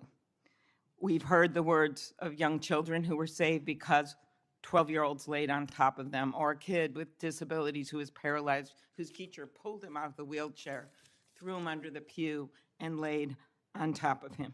We do thank the local FBI director and the local U.S. Attorney's Office for their work in both of these cases, the Hortman case and this. But I did want to focus on one local law enforcement moment that I'm not sure has made with all the news going on in Minnesota. When the first 911 call, and you've heard about other places where this waited and waited, the first 911 call was made at 8:27 a.m. The first officer was on the scene just 4 minutes later, local Minneapolis police, at 8:31 a.m. The Chief O'Hara, shared with me the actual numbers. Listen to this. Over 20 people were in ambulances just 14 minutes, all of them, after the police got on the scene. 14 minutes after the first call. Tourniquets, stretchers, and they got them all to Hennepin County Medical Center or Minneapolis Children's Hospital. And I think it is worth looking at what happened there, because one of the dads whose daughter was severely injured, still in the hospital, that I met on Sunday, told me that there is absolutely no way his beautiful daughter would have survived if police hadn't been there. So it is worth looking at for all of us. So my focus on behalf of these parents, because I promised I would do this on Sunday, was just to figure out how we can do anything to stop this from happening again. So expanded background checks, ghost gun bans, every shooting is different. Raising the minimum age to purchase assault weapon, even if we're not going to ban them. I favor banning them, but that's one idea that's out there when so many of these shootings are people who are 18, 19, 20, 21. The one at Annunciation Church was 23. Both shooters in Uvalde and Buffalo had just turned 18 when they purchased the assault weapon bans. I'm not saying any one of these things would prevent every single shooting, but I really ask everyone to look at these. We also need to tackle social media, and I really did appreciate Senator Graham's questions. I think we have to protect free speech and not engage in censorship. But for years, I have supported repealing Section 230, which was made when these companies were little companies starting up in garages. And I think it is one way to get at making this better environment online and preventing violence. So my first question is on the assault weapon ban. Do you think that would be helpful in reducing gun deaths, Director? Senator, if I may, I want to answer the question, but thank you for your remarks, especially it relates to my friend Charlie, and I share and relay my remarks, my sentiments to you. Minnesota has suffered untold tragedy in these last few months, and whatever creativity we can use to eliminate even just one shooting, one horrific death, I am in favor of engaging with Congress fully to do. I don't have the answers. I don't know what will eliminate it in its entirety, but I'm willing to engage and explore new ways with you, Senator. Okay, thank you. And so, assault weapon ban. What do you think? Senator, I think there are instances on this legislation that could prevent future attacks, but I'm not going to weigh into the creation of legislation. Could you also look at, and I favor just assault weapon ban, not getting these guns in the hands of people that shouldn't have them, but could you look at the numbers on the ages? Yes. Because from 18, even going from 18 to 21, which wouldn't have prevented the shooter in Annunciation Church from purchasing that gun. He purchased several the same day. Over 100 rounds were fired from the assault weapon through the stained glass windows. So if you went up to 25, it would have stopped that immediate purchase and probably saved the lives of these kids. But if you go to 21, that is the same age that already applies to purchasing handguns from federally licensed dealers. So I prefer another approach, but I was hoping that our Republican colleagues would at least look at that, given Uvalde, Buffalo, and some of these other mass shootings, trying to be practical, but thinking that it could make a major difference.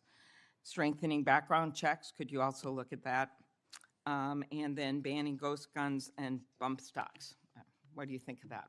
So, Senator, you're talking to my heart here on one of the core missions at the FBI, which is our CJIS facility in Winchester, Virginia, which is our hub for our NICS checks, our NCICs, our capabilities on when we have, I think it's 19,000 state and local community law enforcement come to us for these background checks. We're trying to make that processing as fast as we can so we can get them real-time information.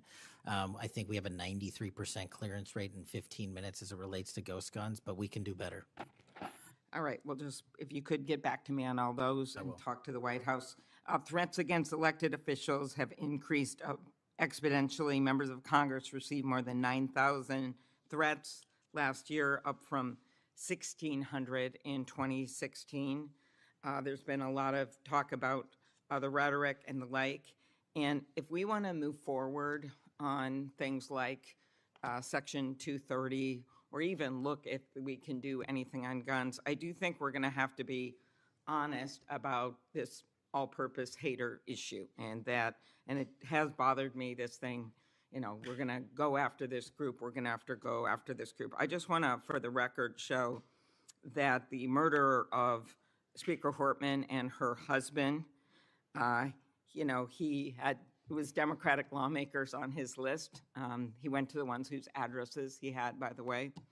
Planned Parenthood was on the list, as were businesses and law firms. Doctors. I already mentioned the ones with the Catholic Church shooting. So it is not just as the radicals on the left, what's a quote from the president, are the problems, or destructive movement of left-wing extremism that Vice President Vance said. According to the Anti-Defamation League last year, all the murders were committed, and I'm not actually going to say this because I don't even want to go left-right with this, but you can imagine it wasn't from the left. Cato Institute, conservative think tank, published a study just last week that found from terrorists from the right were responsible for 6 times more deaths than people from the left. I actually don't want to go tit for tat on this, but what I am asking for is that this rhetoric of blaming one side or the other stop. If you could convey that to the president, and that we actually work on things that are solutions. So could you commit to me, Mr. Patel, Director Patel, that you will do that? Absolutely, Senator. Okay, thank you. Last, you were asked about social media, and I will put some more questions on the record about that. I think we could make major movement on that. The local FBI helped when the city of St. Paul was a victim of a cyber attack, and I'm concerned about some of the cyber attack cuts. I'll ask you that on the record.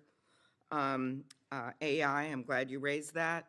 I think we have to do more, but also including election interference, because they're using AI videos. I just had one happen in this very committee on me, and I just think they're going to start using it in democracy, election. They could be foreign. Do you think some of this is foreign entities, Mr. Patel? Generally speaking, we have traced a lot of this to loose groups overseas that don't have any sort of central cluster. There's going to be a lot on you then. And then last, I'll put on the record just my concern about protecting journalists. The new guidance that came out of the department. Have you deployed any FBI resources to investigate members of the media for activities related to news gathering, reporting, or reporting on government whistleblowers, something near and dear to the chairman's heart? The only time we would involve an investigation of a journalist if they've conducted or committed an allegation of separate criminal activity, most prominently leaks of classified information. Thank you. Senator Hawley. Thank you very much, Mr. Chairman. Director Patel, good to see you. Thank you for being here. You're leading the FBI at a very critical time for that agency and also a critical time for our country. And I want to start by talking to you about the tide of violence that we have seen, ideological violence against people of faith, particularly Christians.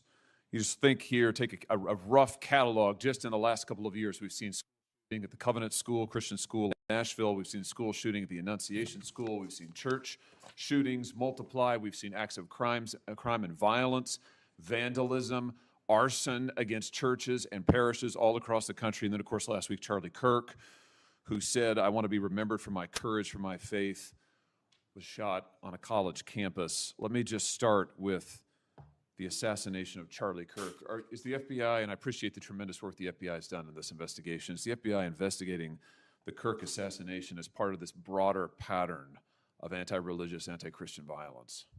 We are investigating Charlie's assassination fully and completely and running out every lead related to any allegation of broader violence, and we're producing results on that we'll disclose when appropriate. Good. I'm glad to hear that. Let me just ask you a few questions about that, if I could. Sure. Reports have suggested that the FBI is investigating a broader network of groups that may have had some knowledge of the shooter's plans.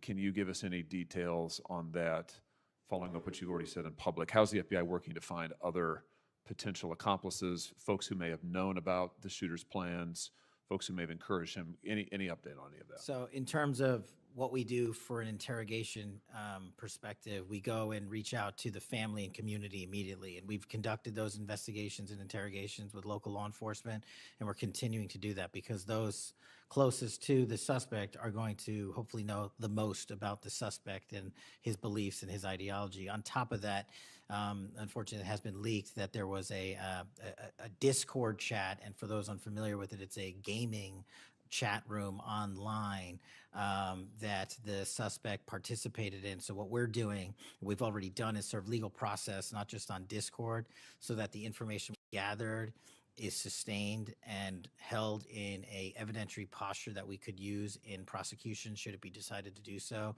And we're also going to be investigating anyone and everyone involved in that Discord chat. Okay, very good. I see the public reports that the Discord thread had as many as 20 additional users. It sounds like you're trying to run down all of that to see if that's accurate, who else may have been on that thread, what they may have known. Is that fair to say? It's a lot more than that, and we're running them all down. It's a lot more than 20? Yes, sir.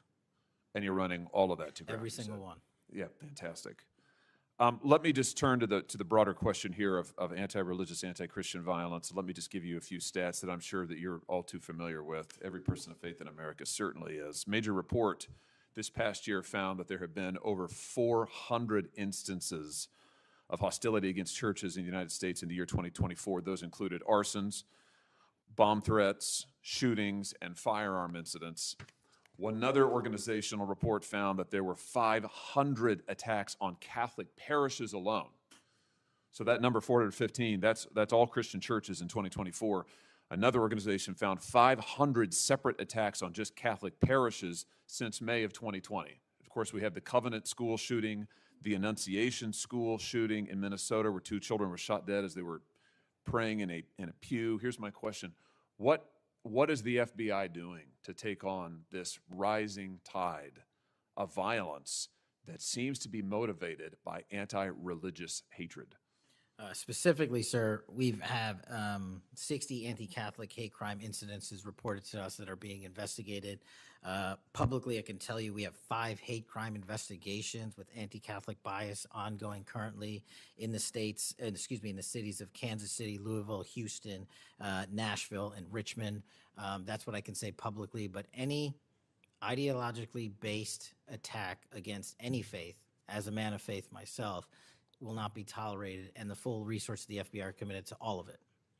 Are you investigating any domestic cells that instigate or encourage or fund or in any way support attacks on churches or other houses of worship? Senator, you raise an incredibly important point that most people don't look at. I've always said we follow the money, and whether it's terrorism or attacks based on ideology or attacks on institutions of faith or people of faith, someone's paying for it, and we are reverse tracing those steps. We are not stopping at the perpetrator themselves. We are reverse engineering to hold those accountable in our investigations to who funded them and knowingly funded them, and we will bring the appropriate steps against them with our partners at DOJ. Good. I'm glad to hear that. We look forward to hearing reports on that progress. Yeah. Sorry about that. Let me just ask you this in the same vein, Director. Since the Dobbs decision, the FBI has advertised $25,000 rewards for information on attacks on abortion clinics. Will the FBI similarly offer rewards for information on attacks of houses of worship?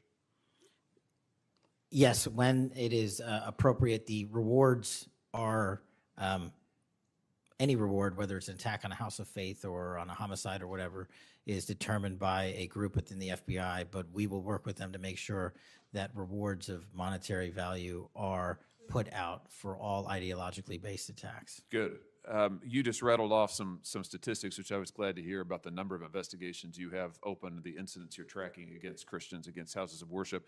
Let me just ask you if you consider designating a senior official as a liaison to houses of worship, to Christian other religious organizations, to publish metrics on investigations and arrests related to church attacks, church threats, vandalism, arson, etc. Will you set up a system for liaising and then reporting so that everybody can see, this committee and the public can see just how many attacks we're talking about, just what the level of threat and violence is and what the FBI is doing to combat it? Senator, you're speaking my language. The private-public sector partnership on this specific issue, just like the other ones we've talked about, is equally transformative to finding those involved in these criminal activities. And with your assistance, I would ask you if you're able to identify someone who's an expert in that area, we will work with them. We will take their information because as great as the FBI is, we're only as good as the information we can get, and we don't have the reach that the private sector does in some of these areas. Very good. Happy to help on that. Let me ask you about something specific to the FBI, because sadly, as you know, the FBI, when it comes to anti-religious animus, has been part of the problem before you got to this agency. And I know that you remember the infamous memo generated by the FBI that attempted to recruit informants in houses of worship, in particular in Catholic parishes. Your predecessor testified when this information, I just want to reiterate, this memo became public because of a whistleblower. It was not turned over to this committee. It was not disclosed to this committee. In fact, we were told it didn't exist, and then a whistleblower published it, showing that indeed the FBI had recruited informants, attempted to, into Catholic parishes. Your predecessor then testified, sitting right where you are today, he testified that this, I'm going to quote, was a single product by a single field office, end quote. That was a lie. Because we then had additional whistleblowers come forward and say, no, actually, multiple field offices contributed to the drafting of the report. And indeed, there was a second anti-Catholic memo that the FBI generated, and indeed, those memos were distributed to over 1,000 FBI agents across the country. You know all of this. You and I talked about it when you were here for your confirmation hearing back in January. I just want to follow up and see, have you been able to determine how this memo got written and distributed? How is it that the Federal Bureau of Investigation came to be recruiting informants in Christian churches in this country?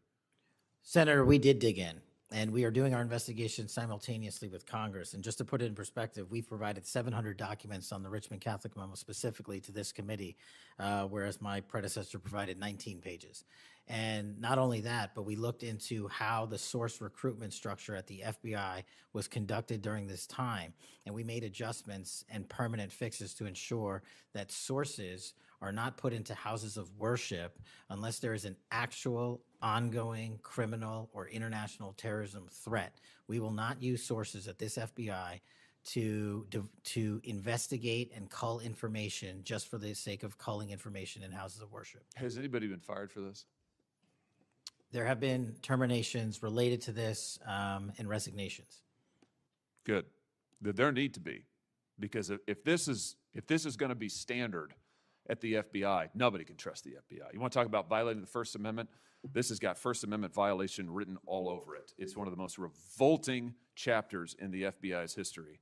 And considering what we're seeing more broadly in terms of the acts of violence against people of faith, this has absolutely got to end. The FBI has to lead the way. So I count on you to do that, Director. Let me just, in the minute or so that I have remaining, let me just shift gears and ask you about something else you said earlier. You said that protecting our youth is maybe the FBI's top priority. It's great to hear. Let me ask you about the role of AI chatbots in that, which you've talked about a little bit already today. Are you investigating any cases of AI-generated child sex abuse material? You issued a PSA earlier this year warning that synthetic child sex abuse material, it's where the AI generates it using maybe a real kid's image, but then generates sex material, sex abuse material. You warned that that was illegal under federal law. Is the FBI investigating any instances of this synthetic CSAM material generated by AI that you could speak to? We are investigating dozens of those matters because, let me just say this, as far as the FBI is concerned, generative AI that produces CSAM, child sexual abuse material, under our investigative authorities is treated as equally as if it were actual child sexual abuse material. There's no difference for me in the FBI on this. Let me just ask you one other thing in this vein. I'm sure you've seen the reporting that Meta's AI rules, their own internal guidelines, allowed their chatbots to have sensual, that's their word, sensual conversations with children. We've had instances, multiple instances of children, minors, taking their own lives at the behest of chatbots that instructed them with specificity on how to do it. What's the FBI's role here in investigating what is going on with these chatbots, with these AI companies encouraging? I mean, listen, if an actual person did that, we would say that's grooming. We would say that's child abuse. These companies are doing it. Their own guidelines allow it. What can we do about that? You're referring to NVE, nihilistic violent extremism, and the 764. It has been made a priority of the FBI because they are targeting children, and these chatbots and these generative AI are getting coupled with actual humans who are using them and releasing them because they can do the work faster and quicker than humans can and get into spaces like social media where humans have a difficulty in engaging. And what we're doing is treating any extension of generative AI as the criminal themselves. And we have, I think, I've got to get the number back to you, but over 1,000 investigations related to NVE. We've had numerous takedowns and arrests of 764 individuals. And we are educating, this may be the most important part. I'm directly engaging with the social media and media companies, the internet service providers, to find a way to shut down. There's nothing I can do at the FBI to force them to shut it down, but work with you in Congress to find a way to work with our partners to get that shut down permanently. Thank Senator you. Combs. Thank you, Chairman Grassley. Thank you, Chairman, for calling this hearing. I'm grateful we're continuing this committee's long tradition of oversight, and in particularly today, oversight of the FBI. Director Patel, thank you for being here. There's a number of issues I hope that we can speak to. I want to start by reading something you said to me during your confirmation hearing under oath. I have no interest, no desire, and will not, if confirmed, go backwards. There will be no politicization at the FBI. Then you looked me in the eyes and said there will be no retribution actions taken by the FBI should I be confirmed as director. I told you that in your office. I tell you that again today. I'm concerned that that's not what's happened, that since you took over as director, you've cleaned house or forced out senior leaders across the Bureau, in particular targeting those that worked on investigations of President Trump. The former acting director has just sued you for firing him for political reasons. So did a leader in the DC field office. And the well-respected leader of the Salt Lake City office was pushed out last month, leaving that office shorthanded at a particularly difficult time. I'm worried that these actions compromise the Bureau's ability to keep Americans safe. Hundreds of agents have resigned. You are lowering application standards to fill vacancies. You've reassigned large numbers of agents to work on immigration and street crime, issues other law enforcement agencies can handle, perhaps more effectively with the FBI, but I'm concerned that this compromises the Bureau's ability to address national security risks, uniquely its capability. In fact, you've shut down the Office of Integrity and Compliance, which makes sure that agents act in a lawful and ethical way, and reassign staff away from domestic terrorism investigations exactly at a moment I think we are all concerned about it. I also have to ask, you came before the Appropriations Committee in May and told us you wanted a $500 million budget cut for the FBI, literally an effort to defund the police. I am grateful for the work of the men and women of the FBI. They've done great work this year in Delaware, partnering with the Dover Police Department to support human trafficking victims, partnering with the Middletown Police Department on armed robbery and carjacking. And it's urgent, I think, that we fix the direction and the prioritization within the FBI. And I wish we could focus on those efforts today. But I'm seeing an FBI leadership more focused on social media clout and on political revenge than on fighting crime.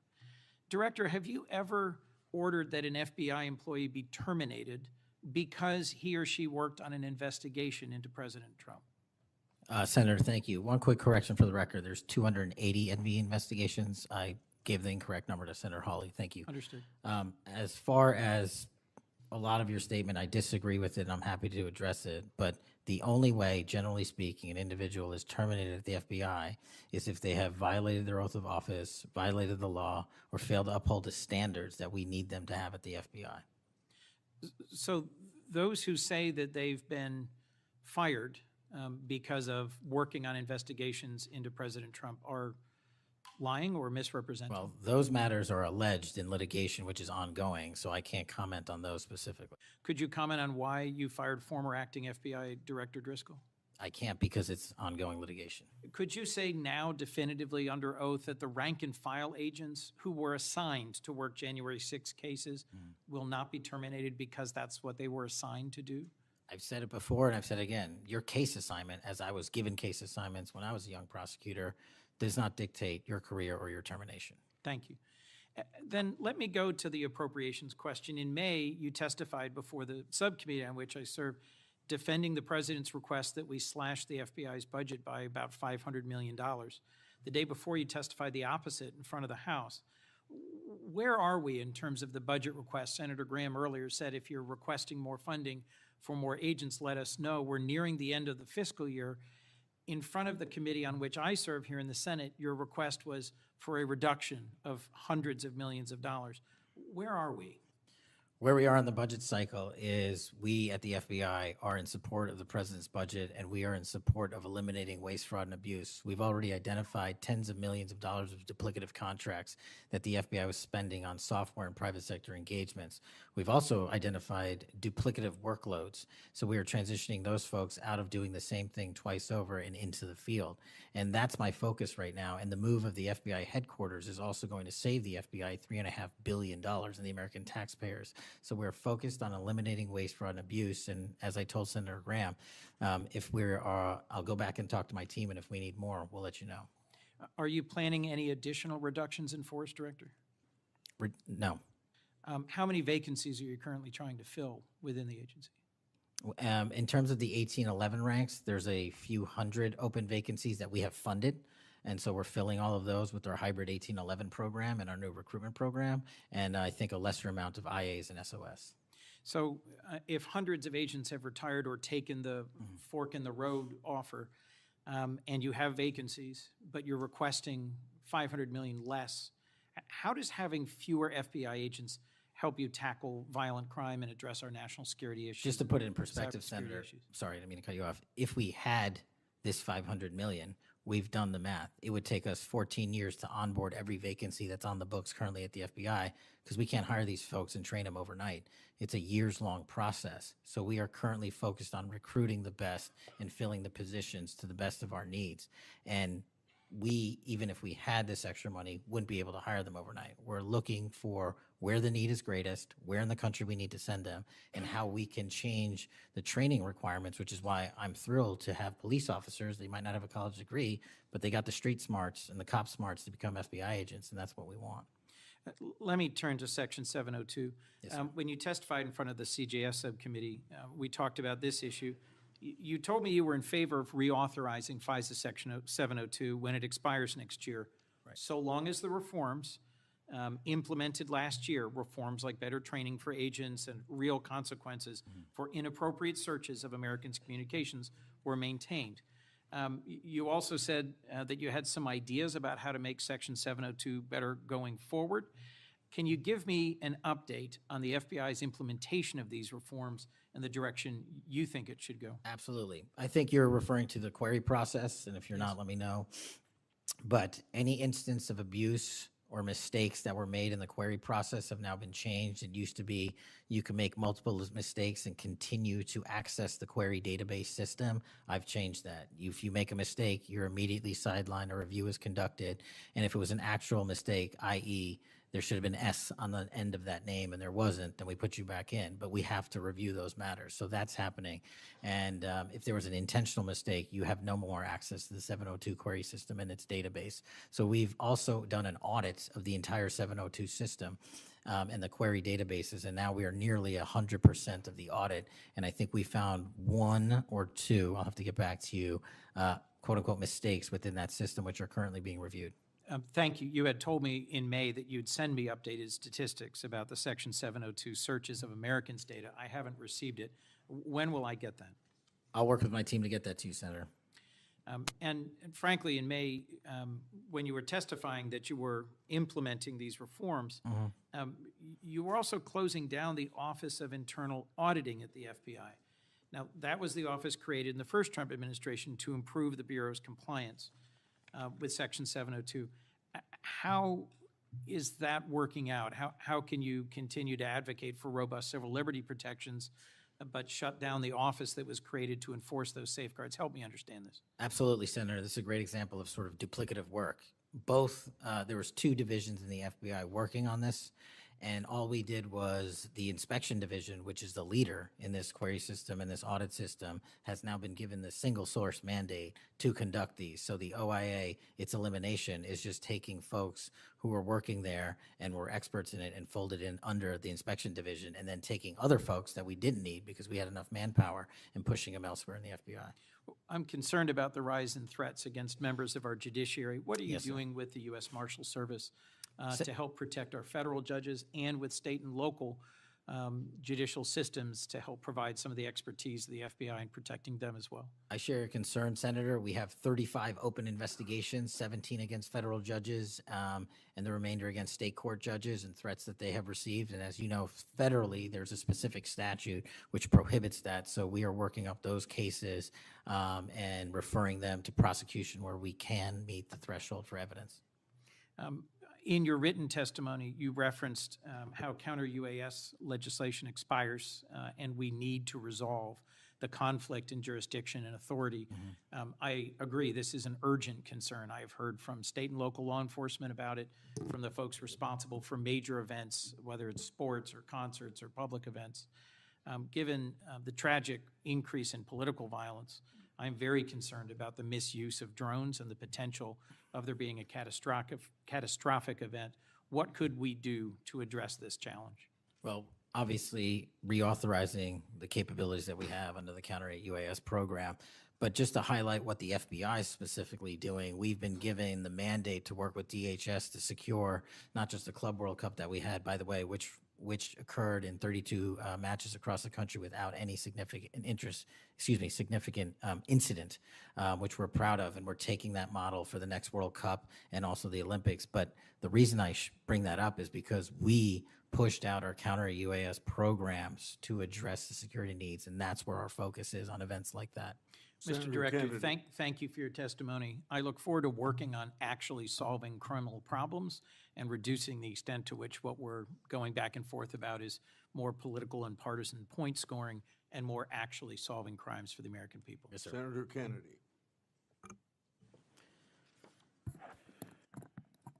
Mr. Director,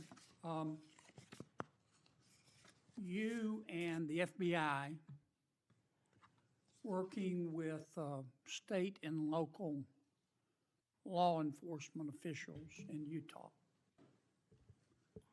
have caught the assassin of Mr. Charlie Kirk. Is that right? We have a suspect, yes, sir.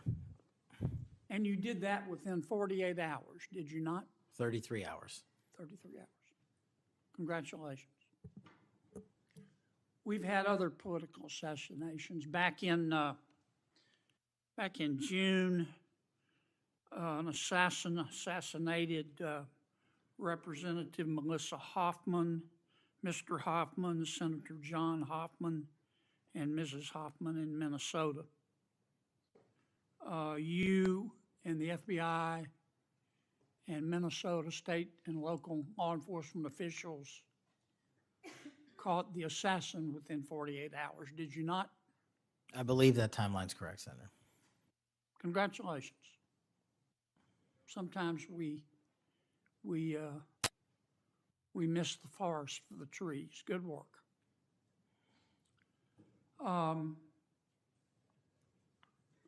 Did Mr. Kirk's assassin act alone? As I've said since the beginning, Senator, it is very much an ongoing investigation, and I can't speak to the state charges. That's for the state to address on their own, but we are providing them with the same investigatory findings reporting the department. And as I noted to Senator, I believe it was Cornyn or Hawley, that there are a number of individuals that are currently being investigated and interrogated, and a number yet to be investigated and interrogated specific to that chat room. So we are very much in our ongoing posture of investigation. So others could have been involved. Yes, sir. Okay. I asked you this last time you were here. Cash, you remember Mr. Peter Strzok and Ms. Lisa Page? Yes, sir. Mr. Strzok was an FBI agent. Ms. Page was an FBI lawyer. They were both very aggressive anti-Trump political activists who allowed their political opinions to affect their work at the FBI. Is that a fair statement? I believe their text messages and their testimony that was secured by the OIG and DOJ speak for themselves. In fact, Mr. Strzok and Ms. Page were having an extramarital affair, and at one point, Ms. Page texted Mr. Strzok, quote, "Trump's not ever going to be president, right? Right?" And Mr. Strzok replied, "No, he won't. We will stop it," end quote. Ms. Page resigned from the FBI. Mr. Strzok was fired. They promptly sued the federal government and the FBI and Justice Department for releasing their emails, which revealed all of this. The FBI settled that lawsuit for $1.2 million, gave Mr. Strzok $1.2 million cash, gave Ms. Page, who resigned. She wasn't fired, she resigned, she quit. Gave her $800,000. Who, if the FBI made that decision to give them money? That settlement was reached in the Biden administration when my predecessor was the director. Who? The- Are you saying that Chris Wray did? The only people that can decide that settlement are the Attorney General in conjunction with the Director and the administration. Okay, so you're telling me that Attorney General Garland and Director Wray decided to give them the money? Is Yes, that sir. right? Yes, sir. Now, when you took over the FBI, did you find instances of where, under the Biden administration, the FBI had weaponized the agency to push the political beliefs of President Biden? Sorry, the last part? When you took over the FBI, did you find instances of where the Biden administration had politicized the FBI to prosecute its political agenda? Well, I won't speak for other people. Haven't been a target of that weaponization, haven't been a staffer on the House Intelligence Committee, having had the Justice Department weaponized against me for making the findings and leading the investigation of Russiagate. I know what that feels like, and that's why as the FBI director, I'm committing to not ever have that ever happen again, but I'm also committed to fully investigating what was done, and that matter is still ongoing. So I assume, I take it your answer is yes. Yes, sir. And you're firing those people, is that right? Anyone that politicizes their job at the FBI will not work at the FBI. Okay. You've heard some of my colleagues either implicitly or otherwise suggest that you have politicized the FBI to prosecute the political beliefs of President Trump. Is that true? I don't know how that can be true when the stats that I cited, to include the 23,000 arrests, 6,000 weapons seized, 1,600 gang and criminal enterprise organizations, 4,700 children found and rescued, more enough fentanyl seized to kill a third of America. The men and women of the FBI are now on an apolitical mission, and this is why the numbers are historic in 7 Have you months. fired people because they voted for Vice President Harris? I don't ask people who they vote for, and neither does the FBI. Okay. But you've given people polygraphs, have you not? Many people in the FBI take polys. The FBI does that all the time. Yes, sir. Does it not? Yes, For sir. a long time, is that correct? Decades. All right. I want to ask you about the Epstein files. Have you seen the Epstein files? I have not reviewed the entirety of it myself, but a good amount. Would it be fair to say that Mr. Epstein trafficked young women, including, in some instances, minors, for sex to himself? That was specifically the allegations in the 2018 indictment in the Southern District of New York. Okay. Who else did he traffic these young women to? In terms of what the investigation, again, going back to 2008, Mr. Acosta, who limited the investigation and limited the search warrants and limited the parameters of the investigation, the only thing we are able to speak to publicly, because he was given a non-prosecution agreement by Mr. Acosta, is that first time period from, I believe, don't quote me on this, 97 to 2001-ish. And then when the Trump administration courageously reopened it. Excuse me for interrupting, but I'm going to run out of time. You've seen most of the files. Who, if anyone, did Epstein traffic these young women to besides himself? Himself. There is no credible information. None. If there were, I would bring the case yesterday that he trafficked to other individuals. And the information we have, again, is limited. So the answer is no one For the information that we have in the files? in the case file. Okay. Now, President Trump has deferred to the FBI and the Department of Justice with respect to the Epstein records. He says it is your call about releasing them. And I understand that the department and the agency have decided to release them in cooperation with the House committee. Is that correct? Yes, sir. So you're releasing them a little bit at a time. Is that correct? We're releasing as much as we can, but we are limited by 3 different court orders, and the department went back to each of those judges to waive those court orders or have them lifted, and each of those judges declined. Will you release all of them, or at least as many as you can?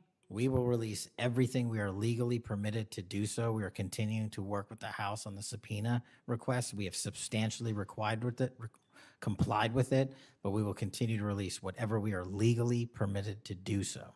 Okay. I strongly encourage you to do that. Cash, this issue's not going to go away. And I think the essential question for the American people is this. They know that Epstein trafficked young women for sex to himself. They want to know who, if anyone else, he trafficked these young women to. And that's a very fair question. I want to know that answer. And I think you're going to have to do more to satisfy the American people's understandable curiosity in that regard. Mr. Chairman, may I just respond to that? I agree, Senator. And what we have done, and just to remind folks, the Epstein case files existed in the two prior administrations, in the Obama administration and the Biden administration. And they didn't release anything. And there was President Trump in the first administration that renewed charges against Mr. Epstein. And I know it's a little complicated to understand, but what exists in the Epstein case files was a direct result of the limited search warrants from 2006 and 7, which hamstrung future investigations because of the non-prosecution agreement. And multiple administrations had the opportunity to look at the entirety of that case file and recommend prosecutions against anyone that was trafficked under Mr. Epstein and anyone that participated in that trafficking. And the only person to bring charges was the prior administration against Mr. Epstein. Now, I am not saying that others were not trafficked and others were not involved. What I am telling you is that based on the information we have, and we have continuously and publicly asked for the public to come forward with more information. If there is, we'll look at it. But based on credible information, we have released all credible information, and the information that the Department of Justice and the FBI never releases is information on investigations that are not credible. And we don't release the names of victims who weren't credible, but in the same time, we don't release the names of victims who were credible. And so that's by law. And so the information we are releasing now is historic, and it is also to the maximum capacity that the law allows. And I know that's not going to satisfy many, many, many people. But if they wanted it done right, then the investigation from its origination should have been done right, and he should not have been given a get-out-of-jail-free card to do jail on the weekends for 12 hours a day, and he should have been investigated fully for the entirety of his crime and criminal enterprise, not just from 1997 to 2001. Senator Blumenthal. Thank you, Thanks, Mr. Patel. Thank you, Mr. Chairman. Director Patel, thank you for being here today.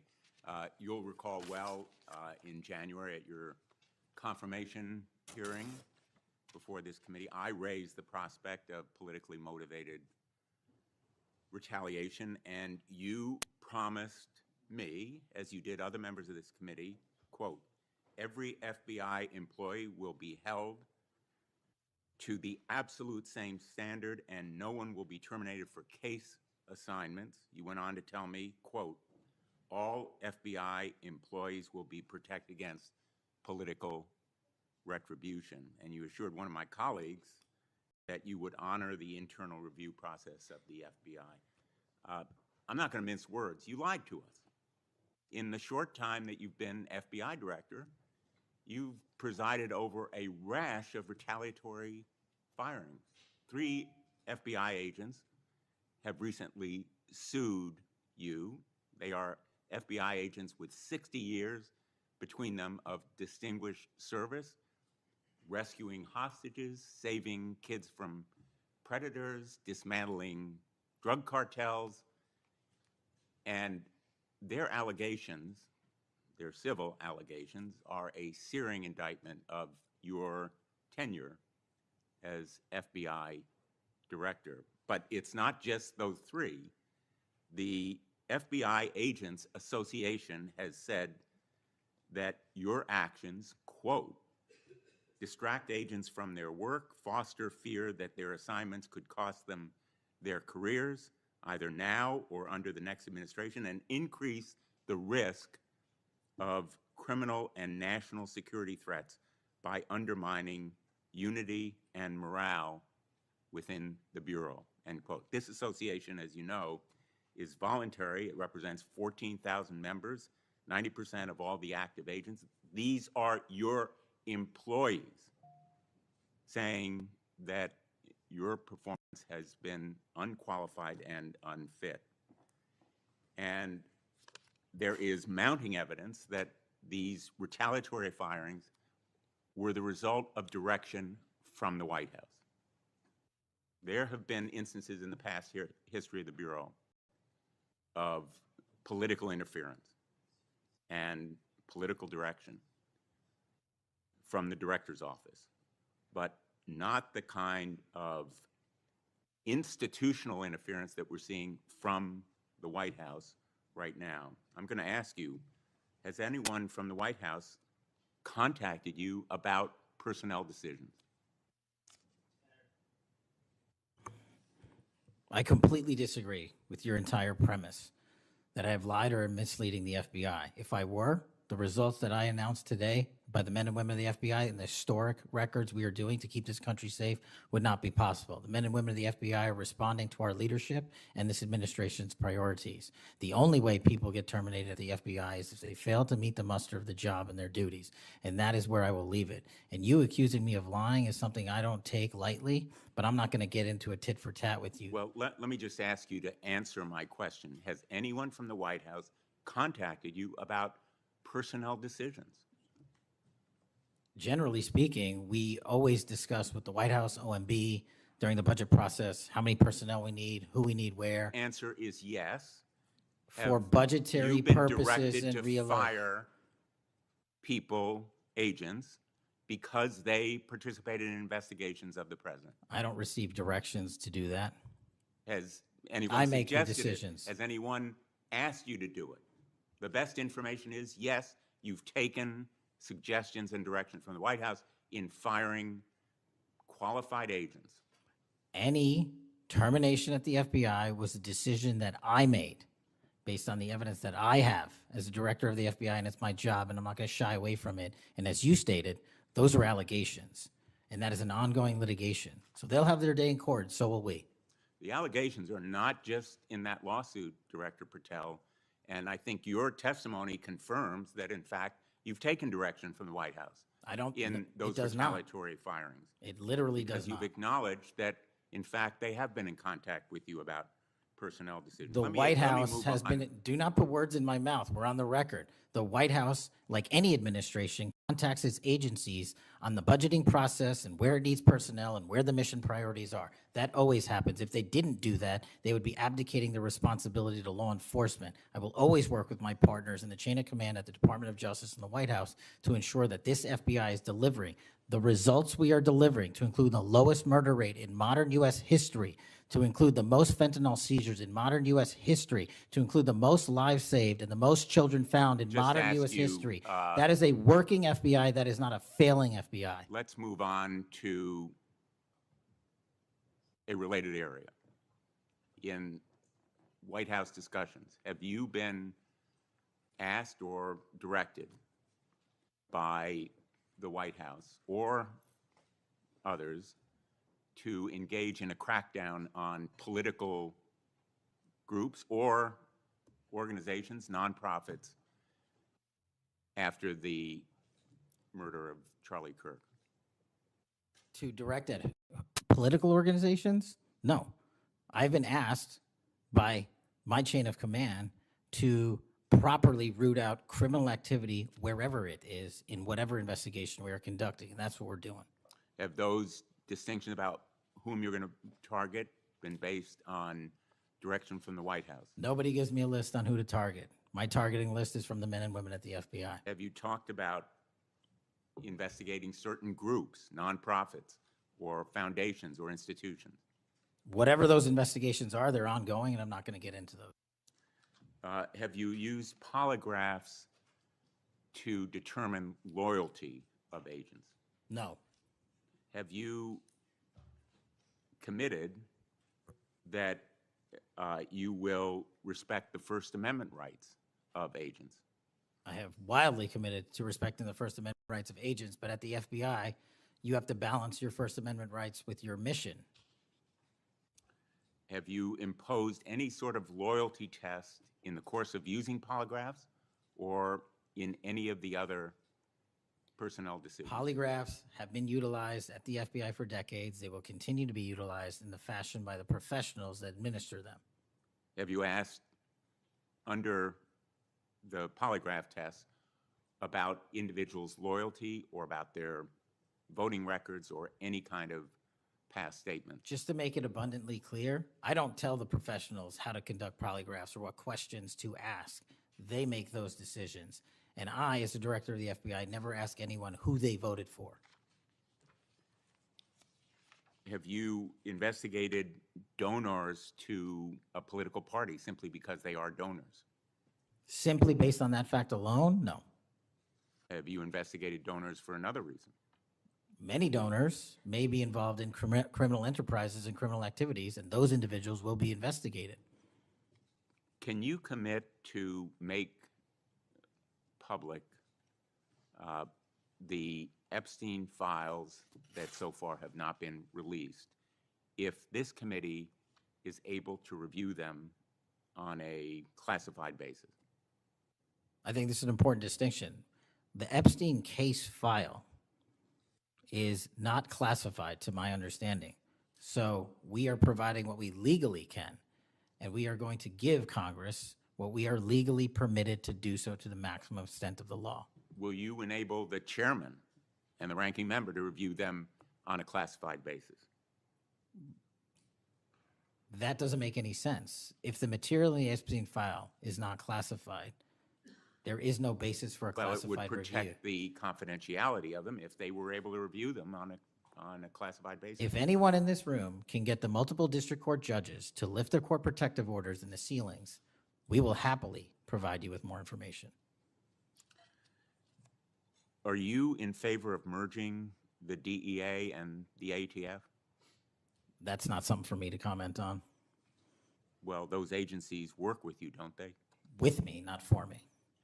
Are you in favor of orienting the FBI toward a national police function as opposed to the enforcement of federal law? The FBI does enforce federal law across the country. That's what we do.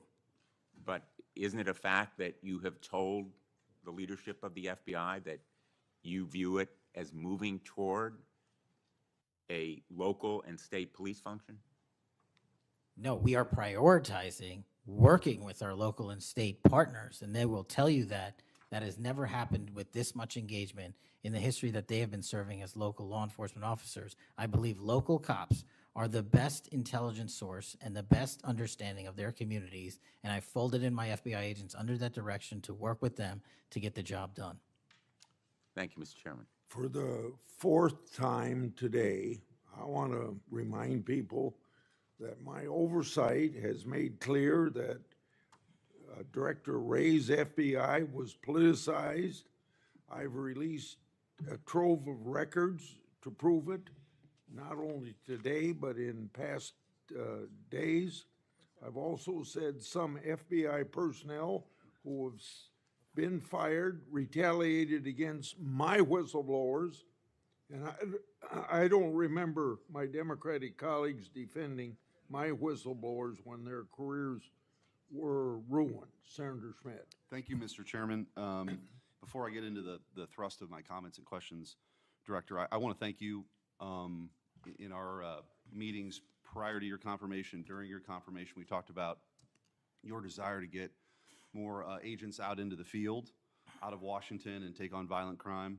And you fulfilled that. St. Louis received the largest permanent per capita infusion of FBI agents anywhere in the country. And I know it's not only an isolated event, but we certainly appreciate your honoring your commitment to do that. And I know there's a lot of great opportunities ahead to take on violent crime, which you've highlighted many of the successes in your introductory comments. It's obviously no secret that this hearing takes place in the wake of a horrific American tragedy, the assassination of Charlie Kirk. For those of us who knew him, I know you did too. It's still sort of difficult to put into words what a tragic loss that is, not just for his family, but for our country, for free speech, for a belief that we can have a free exchange of ideas. And he was quite literally shot in the throat in an attempt to silence him and take his life. And so you have this task now of this investigation. There's been an arrest. But I think that we face an even larger crisis that law enforcement alone can't tackle alone. It's a crisis that has culminated in the assassination of Charlie. But it doesn't end there. It's I think every bit present right now, and the challenge is greater than quite frankly, I would have imagined. Seeing some of the comments that have taken place after the assassination, and something that I think as a country we have to reckon with. And it's something deeper, much deeper than a rejection of law and order or the norms of civil society. We've entered a very dangerous time, I think, in our country. And that should be clear to everyone. Political violence is a sign of a deep and corrosive sickness in any society. But in America today, the problem is just not political violence in the abstract. It is the specific kind of political violence which is overwhelmingly driven by a specific set of actors and groups. None of this emerged out of thin air. Over the past week, leaders from across the political spectrum have come out and forcefully condemned Charlie's murder and political violence more broadly. For that, we're all very grateful. We should be grateful. There have been calls to unite and come together in the wake of Charlie's murder, and I want to do that. I do.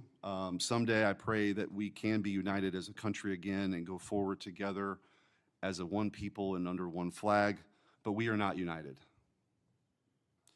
Upstream from the dehumanization and demonizing political violence and rhetoric tearing apart our country is a divide on how we view America and Americans. Is America good? Is America evil? Is there something inherently special about Western civilization, or is this 2,000-year project rotten to the core? And if it is something worth fighting for, which I believe, how do we do it? With words and ideas like Charlie did, or with fire bombs and assassins' bullets? Political violence is always wrong. Period, full stop. It doesn't matter which side, in the name of any ideology or cause, it's wrong. But in America today, political violence is not a problem that falls equally upon both sides. We have to be honest about this. We must reject an attempt to paint it as some kind of random phenomenon with no particular creed or ideology, a kind of spontaneous insanity which takes place outside of any broader social context and has no pattern at all. That's wrong. So free speech, yes. Political violence, no. But we have to be honest about what's happening. Already, we're hearing people talk about Charlie's assassination in those terms. We're told that we can't possibly know what drove a killer to plan and carry out a murder of the most prominent conservative activist in America. But that's a lie. We do know. The facts are plain and clear, and we have to speak truth in this moment, or there's no other side of the mountain. The vast majority of Americans are against political violence, but there is a vocal, active minority that encourages and celebrates it, and that minority is overwhelmingly on the left. Just last week, a YouGov poll found that a full 25% of those people who describe themselves as very liberal say it can be justified for citizens to use violence to achieve political goals. Less than 3% of very conservative Americans say the same. That's too many. That is 3% too many. But we are lying if we think that this is a both sides thing. It's not. We have to confront it. And you're going to have an important job of rooting out these terrorists. This is an ideology that runs very deep. The numbers are virtually identical to the ones I just noted when it comes to whether or not it's okay to celebrate the deaths of people whom we disagree with. And while large majorities in both parties were opposed to celebrating political violence, Democrats overall were nearly twice as likely as Republicans to believe that it is usually or always acceptable to celebrate the death of a public figure they oppose. What in the hell is going on? Earlier this year, a poll found that more than 55% of people on the left believed that it would be at least somewhat justified to murder Donald Trump. These are not just some abstractions on a page. These are our fellow citizens. How can we come together with people who believe these things? We've all seen the flood of posts on social media over the past week, not just a fringe few, but thousands upon thousands of people gleefully celebrating a father of two young children getting gunned down in broad daylight. I wish I wouldn't have seen that video. I wish my kids would not have seen that video. Blue Sky, the left-wing alternative to X, was so overwhelmed with these posts that the platform was forced to issue a statement warning its users to stop glorifying the murder. And it wasn't just random social media trolls. It was journalists, elite college professors, and even politicians, all but saying Charlie's assassination was justified because of what he thought, because of what he said. We saw the flood of hit pieces, the most powerful media outlets in the nation dishonestly attacking and villainizing Charlie for the most vicious possible terms. How can you ask us to unite under that? There can be no unity between good and evil. Somebody has to win this thing. And as a country, we have to absolutely reject it. And don't tell me it's both sides. It didn't happen in a vacuum. Over the past decade, we've seen an explosion of political violence, not just one-off lone wolf attacks, but organized, systemic political violence at a mass scale. It is not organic. It is the offspring of a dark and clandestine system funded in part with our own tax dollars, winning with a large network of foundations, NGOs, activist organizations, and front groups.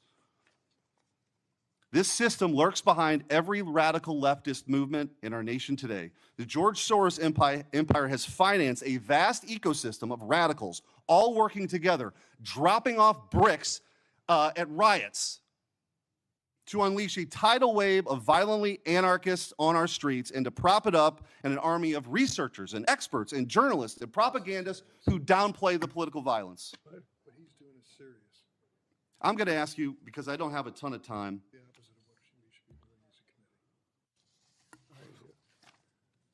and I would point out, we've heard years of the left, their loudest voices calling anyone on the right extremist MAGA Republicans, fascists, Nazis, an existential threat to democracy. Check yourself. And don't give me this both sides bullshit.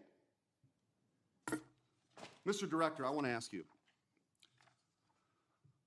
Tell me if each one of the following perpetrators or alleged perpetrators were acting from a left-wing or right-wing political violence. The man who tried to kill Republican congressman at the congressional baseball practice, nearly killing House Majority Leader Steve Scalise. Left-wing or right-wing violence? Sir, I believe it was a left-wing ideology. Okay. Burned down cities during the Summer of Love in the George Floyd riots. Left-wing violence or right-wing violence? Sir, I'll rely on you on these. I don't have off the top of my head. I'm sorry. Okay. Left-wing. The Waukesha Christmas Parade massacre. Left-wing or right-wing violence? Left-wing. The Lee Zeldin stabbing attempt, left-wing or right-wing? Left-wing. The Covenant school shooting in Nashville, left-wing or right-wing? Left-wing. The Butler, Pennsylvania assassination attempt on President Trump, left-wing or right-wing? Left-wing. The Trump International West Palm Beach assassination attempt, left-wing. The Abundant Life Christian school shooting, left-wing. The United Care CEO's murder, left-wing. Tesla's burned, keyed, damaged, firebombed, left-wing, left-wing. The murders at the Israeli embassy, left-wing. The ICE facilities firebombed, left-wing. The Minnesota Catholic school shooting, left-wing. The anti-white Charlotte and North Carolina stabbing, left-wing. The attempted Utah News State firebombing, left-wing. And now, of course, the culmination of this vile trend, a left-wing assassination of Charlie Kirk. So don't give me this both sides. If we want to get to unity, let's be honest. Let's be honest. Free speech, yes. Political violence, no. But let's be honest. Senator Hirano. Thank you, Mr. Chairman. Director Patel, just like the rest of the federal government, there have been significant personnel changes at the FBI since President Trump took office. I want to better understand the scope of the turnover and the changes occurring at the FBI. Since January 2025, how many FBI employees have retired, resigned, been fired, or otherwise separated from employment? I need a number. We'll get you a number. What is the number? You don't have it? Not off the top of my head, and I want to get you the right number. Would it surprise you to know that it's probably in the thousands, like 5,000? I don't think that number's Well, accurate. you don't know. Next question.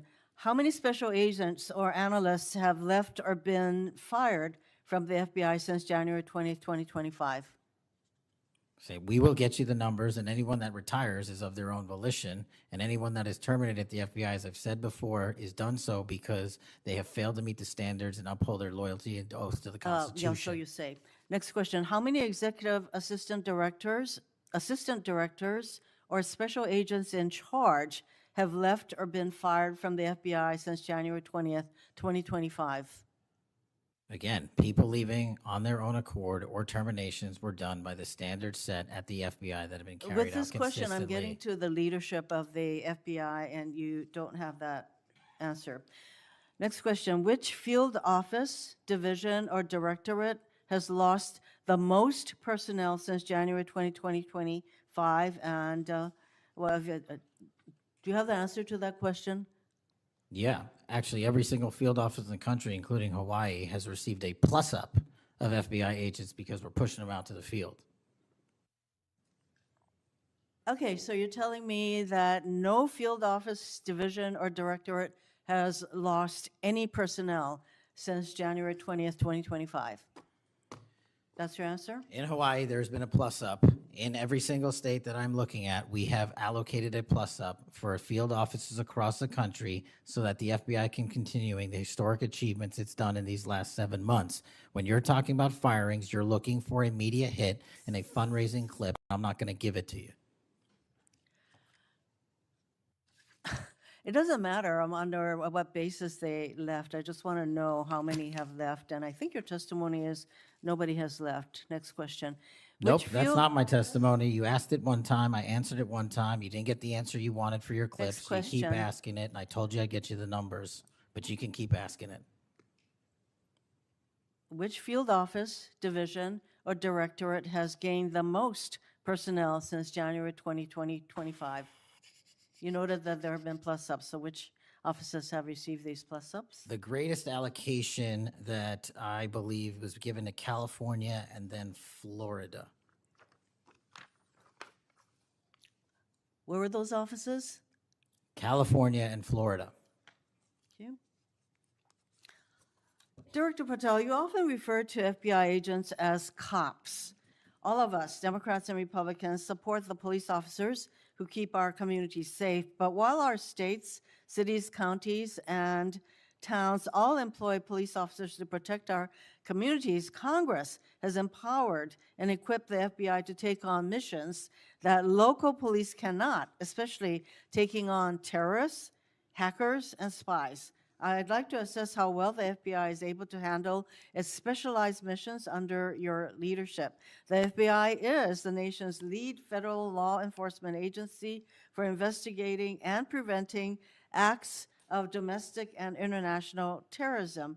And yet the executive assistant directors in charge of the FBI's national security and intelligence branches were both forced out at the beginning of the year. Who replaced them in those positions? Excellent qualified personnel to lead the mission of arresting 23,000 violent criminals this year alone. Are the That's twice names as of many the as people before. who took the places of I'm not going to give you any names so you can attack them. Why not? So you can attack them. I'm not doing that. The You're not people gonna sitting give in me the those seats names are of- extremely qualified to handle the job. You're We not would gonna not give have me the the names results. of We would- personnel who We would should not be have the on your- reduction Right, of fine, violence in the moving state on. of Hawaii if we did not allocate the Earlier resources we this did. year, FBI counterterrorist special agents and investigators were reassigned to assist with immigration enforcement. Reportedly, these counterterrorism experts were returned to the jobs they trained for in late January after Iran threatened to retaliate for our strikes on their nuclear facilities. Have those experts remained in the jobs they trained for since that time? Yes or no? FBI agents' primary responsibility is exactly what they are assigned to do. We always work with our So since they interagency part. returned to their positions, If you're not are going to they let me still in answer, those why don't you positions? just do your soliloquy in the 4.5 minutes you have I left? am not asking for a soliloquy. It's just a yes or no. Are those people who were returned to their jobs still on those jobs? Yes or no? They never left. What was that? They never left their primary job. It is a surge of resources in law enforcement working with the interagency to combat violent crime and reduce They were violent never- crime in okay, they were never historic reassigned to do immigration. proportions. That's your testimony. Okay, Director Patel, the FBI is also the lead federal agency for investigating cyber attacks and Yes. cyber intrusions, both by foreign nation states and by non-state hacker groups. Since President Trump's inauguration, the executive assistant director in charge of the criminal and cyber branch and the head of the FBI's cyber division have both left the FBI.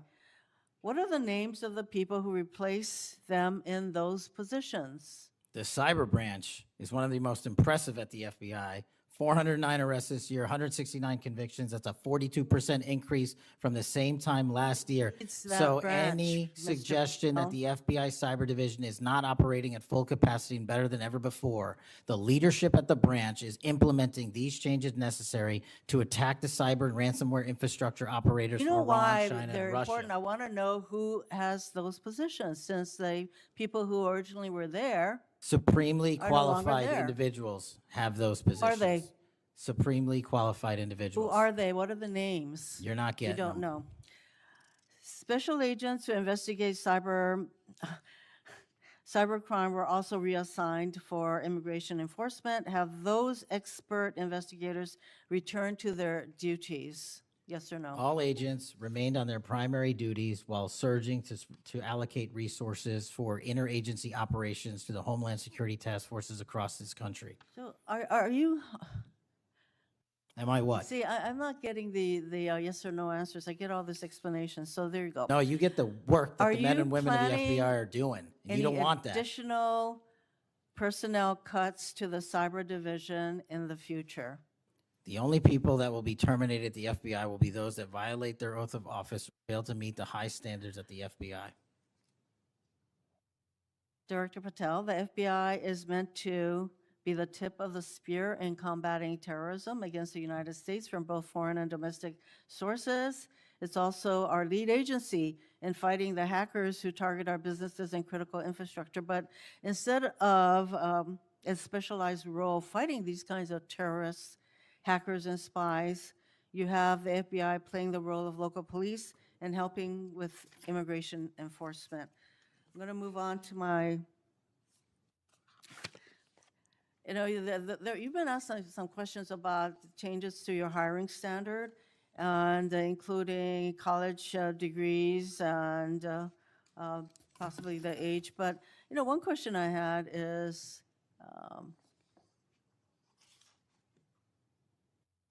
that you are now requiring applicants to be able to do a certain kind of pull-ups, which a lot of women cannot because of physiological differences.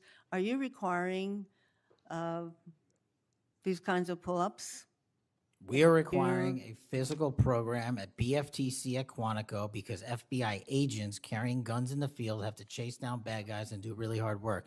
The physical fitness standards of those agents So are are being you requiring appropriately these assessed. kinds of pull-ups? We are requiring everybody to pass the 1811 standards at BFTC. If you want to chase down a bad guy Excuse me, and put the him in reason I handcuffs, you ask- better be able to do a pull-up. The reason I ask is that there are concerns about whether or not being able to do these kinds of harsh pull-ups is really required of FBI agents. Doing Anyway, one pull-up Mr. is not Patel, harsh, I and there are am always greatly medical concerned. exemptions to that. I am gravely concerned by the state of the FBI under your control, and in fact, you are willing to take a cut on your agency of almost $500 million. So the FBI is losing dedicated employees, decades of expertise and specialization, leading to loss to early retirements, firings, and reassignments to immigration enforcement or conducting local police work. Thousands have already left. For as long as you remain as the head of the FBI, I fear the number of departures and summary firings will continue to grow. Mr. Patel, before the vote on your nomination of this committee, I noted that your most significant qualification, this is not just something that I noted, but others, your most significant qualification was your 100% loyalty to President Trump. And I fear that that continues to be the motivating factor in your position as FBI Director. Thank you, Mr. Chairman. Mayor, Mr. Chairman. Director Patel, did you, Yes. anything you wanted to say now? before- That is an entire falsehood. You can delete my 16 years of government service to multiple administrations all you want. The fact is that I was a public defender. I was a national security prosecutor. I was a House intelligence staffer. I was a deputy director of intelligence. I was a chief of staff to the Department of Defense and the Secretary of Defense. I led the counterterrorism missions for the White House.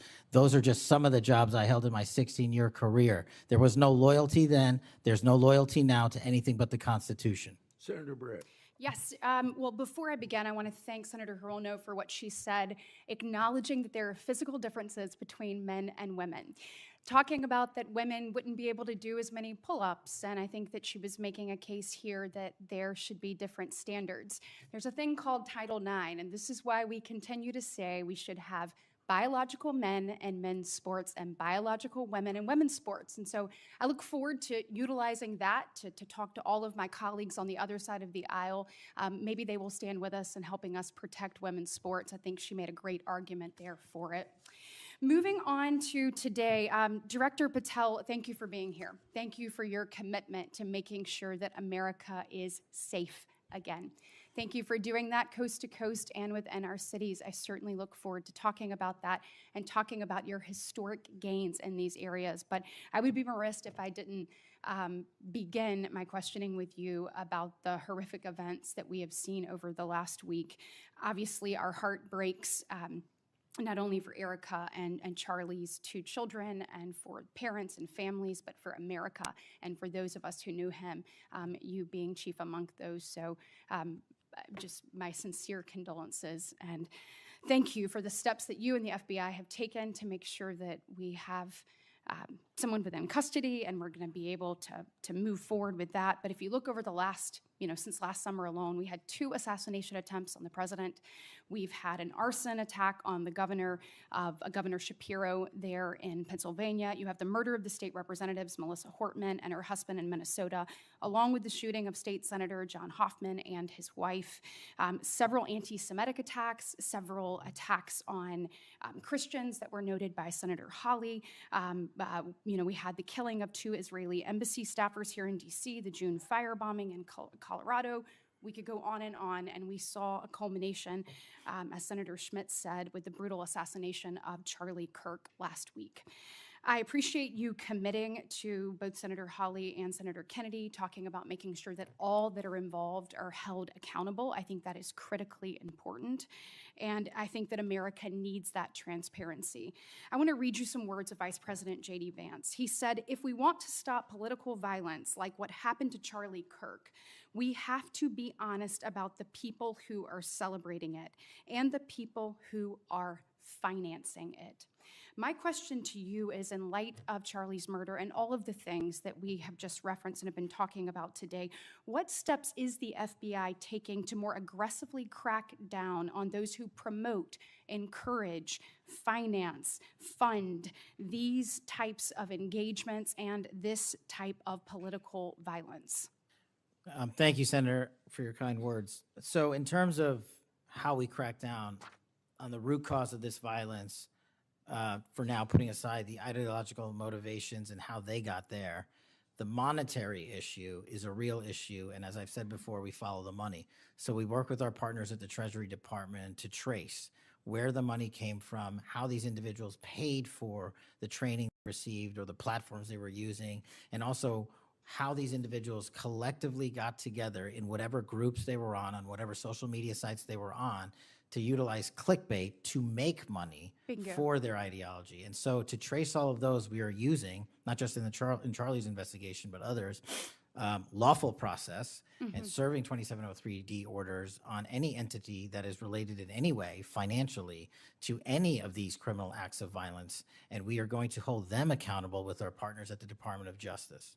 Excellent. I would love to stay abreast of that, and just, we must get to the bottom of it. We must follow the money. Someone is funding this discourse.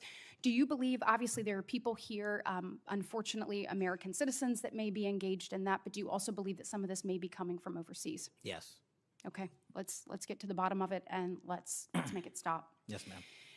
I want to ask you about the Dobbs decision. So we know that it was leaked in May of 22, and then we had the Marshal Service say we found nothing in January of 23. I find that absolutely mind-boggling, that we can't figure out who leaked that opinion. We know it was done in attempts to undermine the process, and then the intimidation of the justices occurred after that. Tell me what you can do as FBI director to help us get to the bottom of what happened and actually hold someone accountable for their actions. So I can't speak to what the marshals did and how they conducted their investigation. I can tell you, generally speaking, the FBI has taken over the investigation on the leak because it was such a detrimental leak. So you commit to getting to the bottom of it. We are utilizing the full resource of the FBI as we usually do on leak investigations, and we will make sure our results are public at the appropriate time. We need answers. I want to talk about child sexual exploitation. Thank you for making protecting our youth your top priority. We know that that is the greatest gift that we have. That is our greatest treasure here in the United States, is the next generation. And finally, we have an FBI director that is putting that at the top of his list. Can you tell me the steps and the different initiatives? I've heard you talk about a couple of them. You've mentioned 764 amongst other things. Tell me what you're doing, and specifically, I want to know about when it comes to sextortion. So as a parent who is raising children right now, teenagers, and you're looking at what's happening, whether people are snapping photos and then what's happening online. I have had a number of parents sit in front of me telling me terrible, heartbreaking stories about their children ultimately taking their own life because of being blackmailed.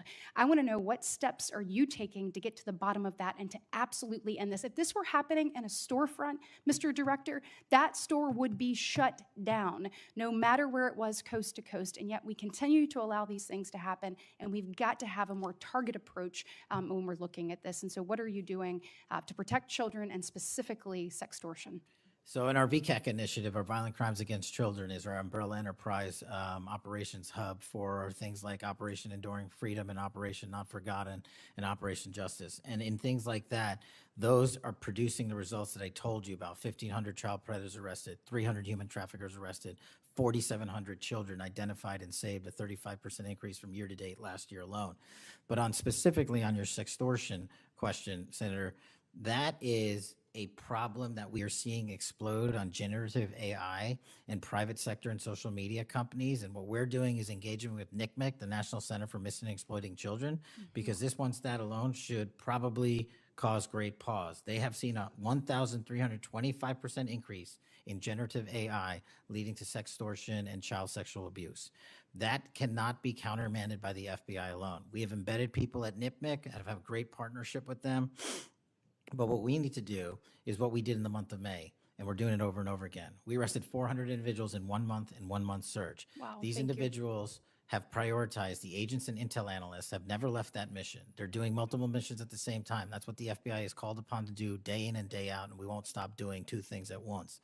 But we need help from social media companies. We need help from the private sector and the internet service providers that allow this generative AI to be hosted on their platforms. We have got to get a resolution on that with our partners in Congress and the private sector.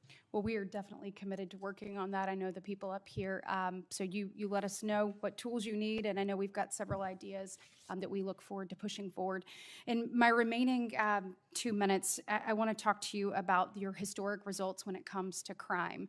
In particular, we've seen here in DC just a total transformation. You mentioned earlier 60% down in gun crime, 70% down in carjackings. You said 50% down in homicides, to name a few.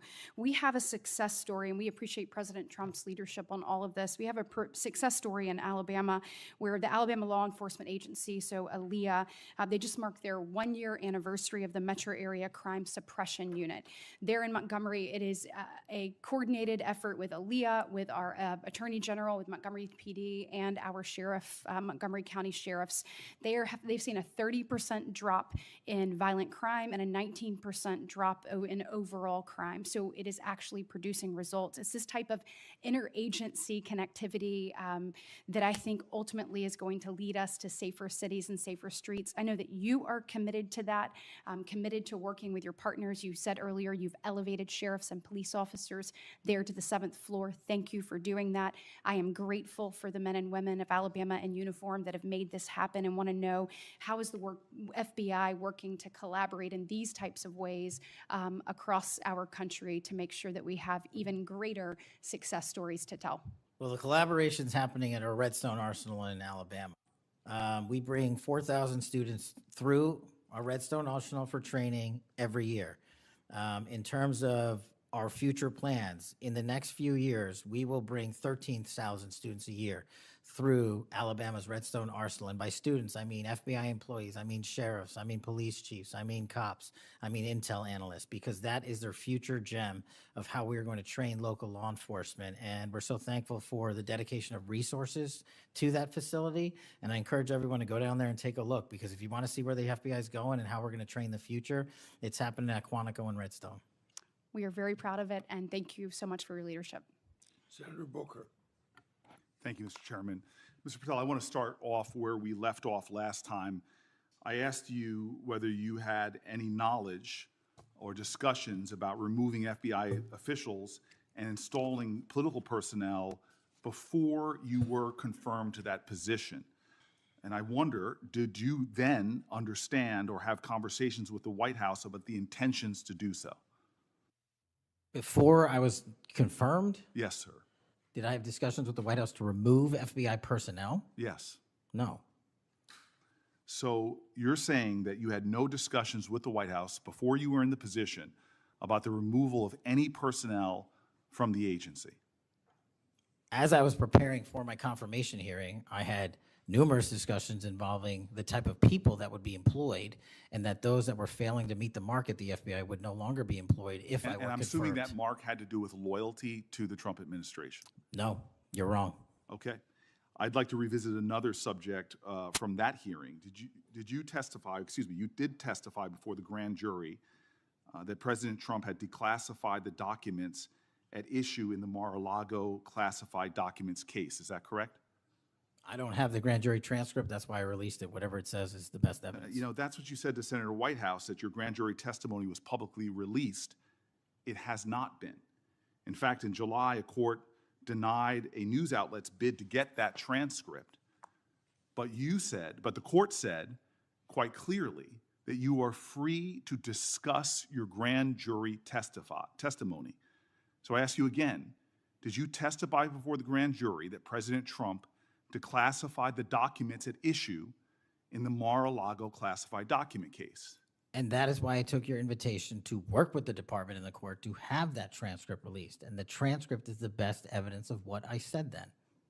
So you're saying right now this committee can have access to what you said before the grand jury? To whatever was released. Under my understanding, Senator, that the Department of Justice You and I both released. understand the law. Let me finish. I understand under Rule 6 of the Federal Rules of Procedure, a grand jury witness, in this case you, is not barred from sharing their grand jury testimony. This is an oversight hearing. This is germane to your integrity and credibility. You know right now whether or not you testified that President Trump declassified the documents at issue in the Mar-a-Lago classified documents case. Why are you refusing to answer that simple yes or no question right now? Because the premise of your question is inaccurate, And The that premise, is there is no why. premise to my question, but trying to get to an order of what is truth or not. How do you Did know you what, or how, did you, how do you know what was asked in the grand jury if you weren't there? Mr. Patel, this is a mockery you're making of this hearing and simple questions. It's a So let simple me move on. question. If you have a Mr. Patel, transcript, you during can your read the question, nomination, but you don't have hearing, it. you promised that, quote, all FBI employees will be protected against political retribution. When I asked you, are you aware of any plans or discussions to punish in any way, including termination, FBI agents or personnel associated with the Trump administration, you explicitly said under oath that you were not aware of any plans to punish FBI agents associated with criminal investigations of Donald Trump. I don't believe you were truthful. Firing FBI employees based solely on the cases that they are investigating, their case assignments, is illegal, and you know that. A new lawsuit that's been discussed numerous times, filed by 3 FBI officials, alleges that you carried out Donald Trump's campaign of retribution, in quotes, against FBI employees for, quote, failure to demonstrate sufficient political loyalty. One of those plaintiffs has been discussed today, Brian Driscoll. Now, we know 20 years of distinguished service to the FBI before you terminated him.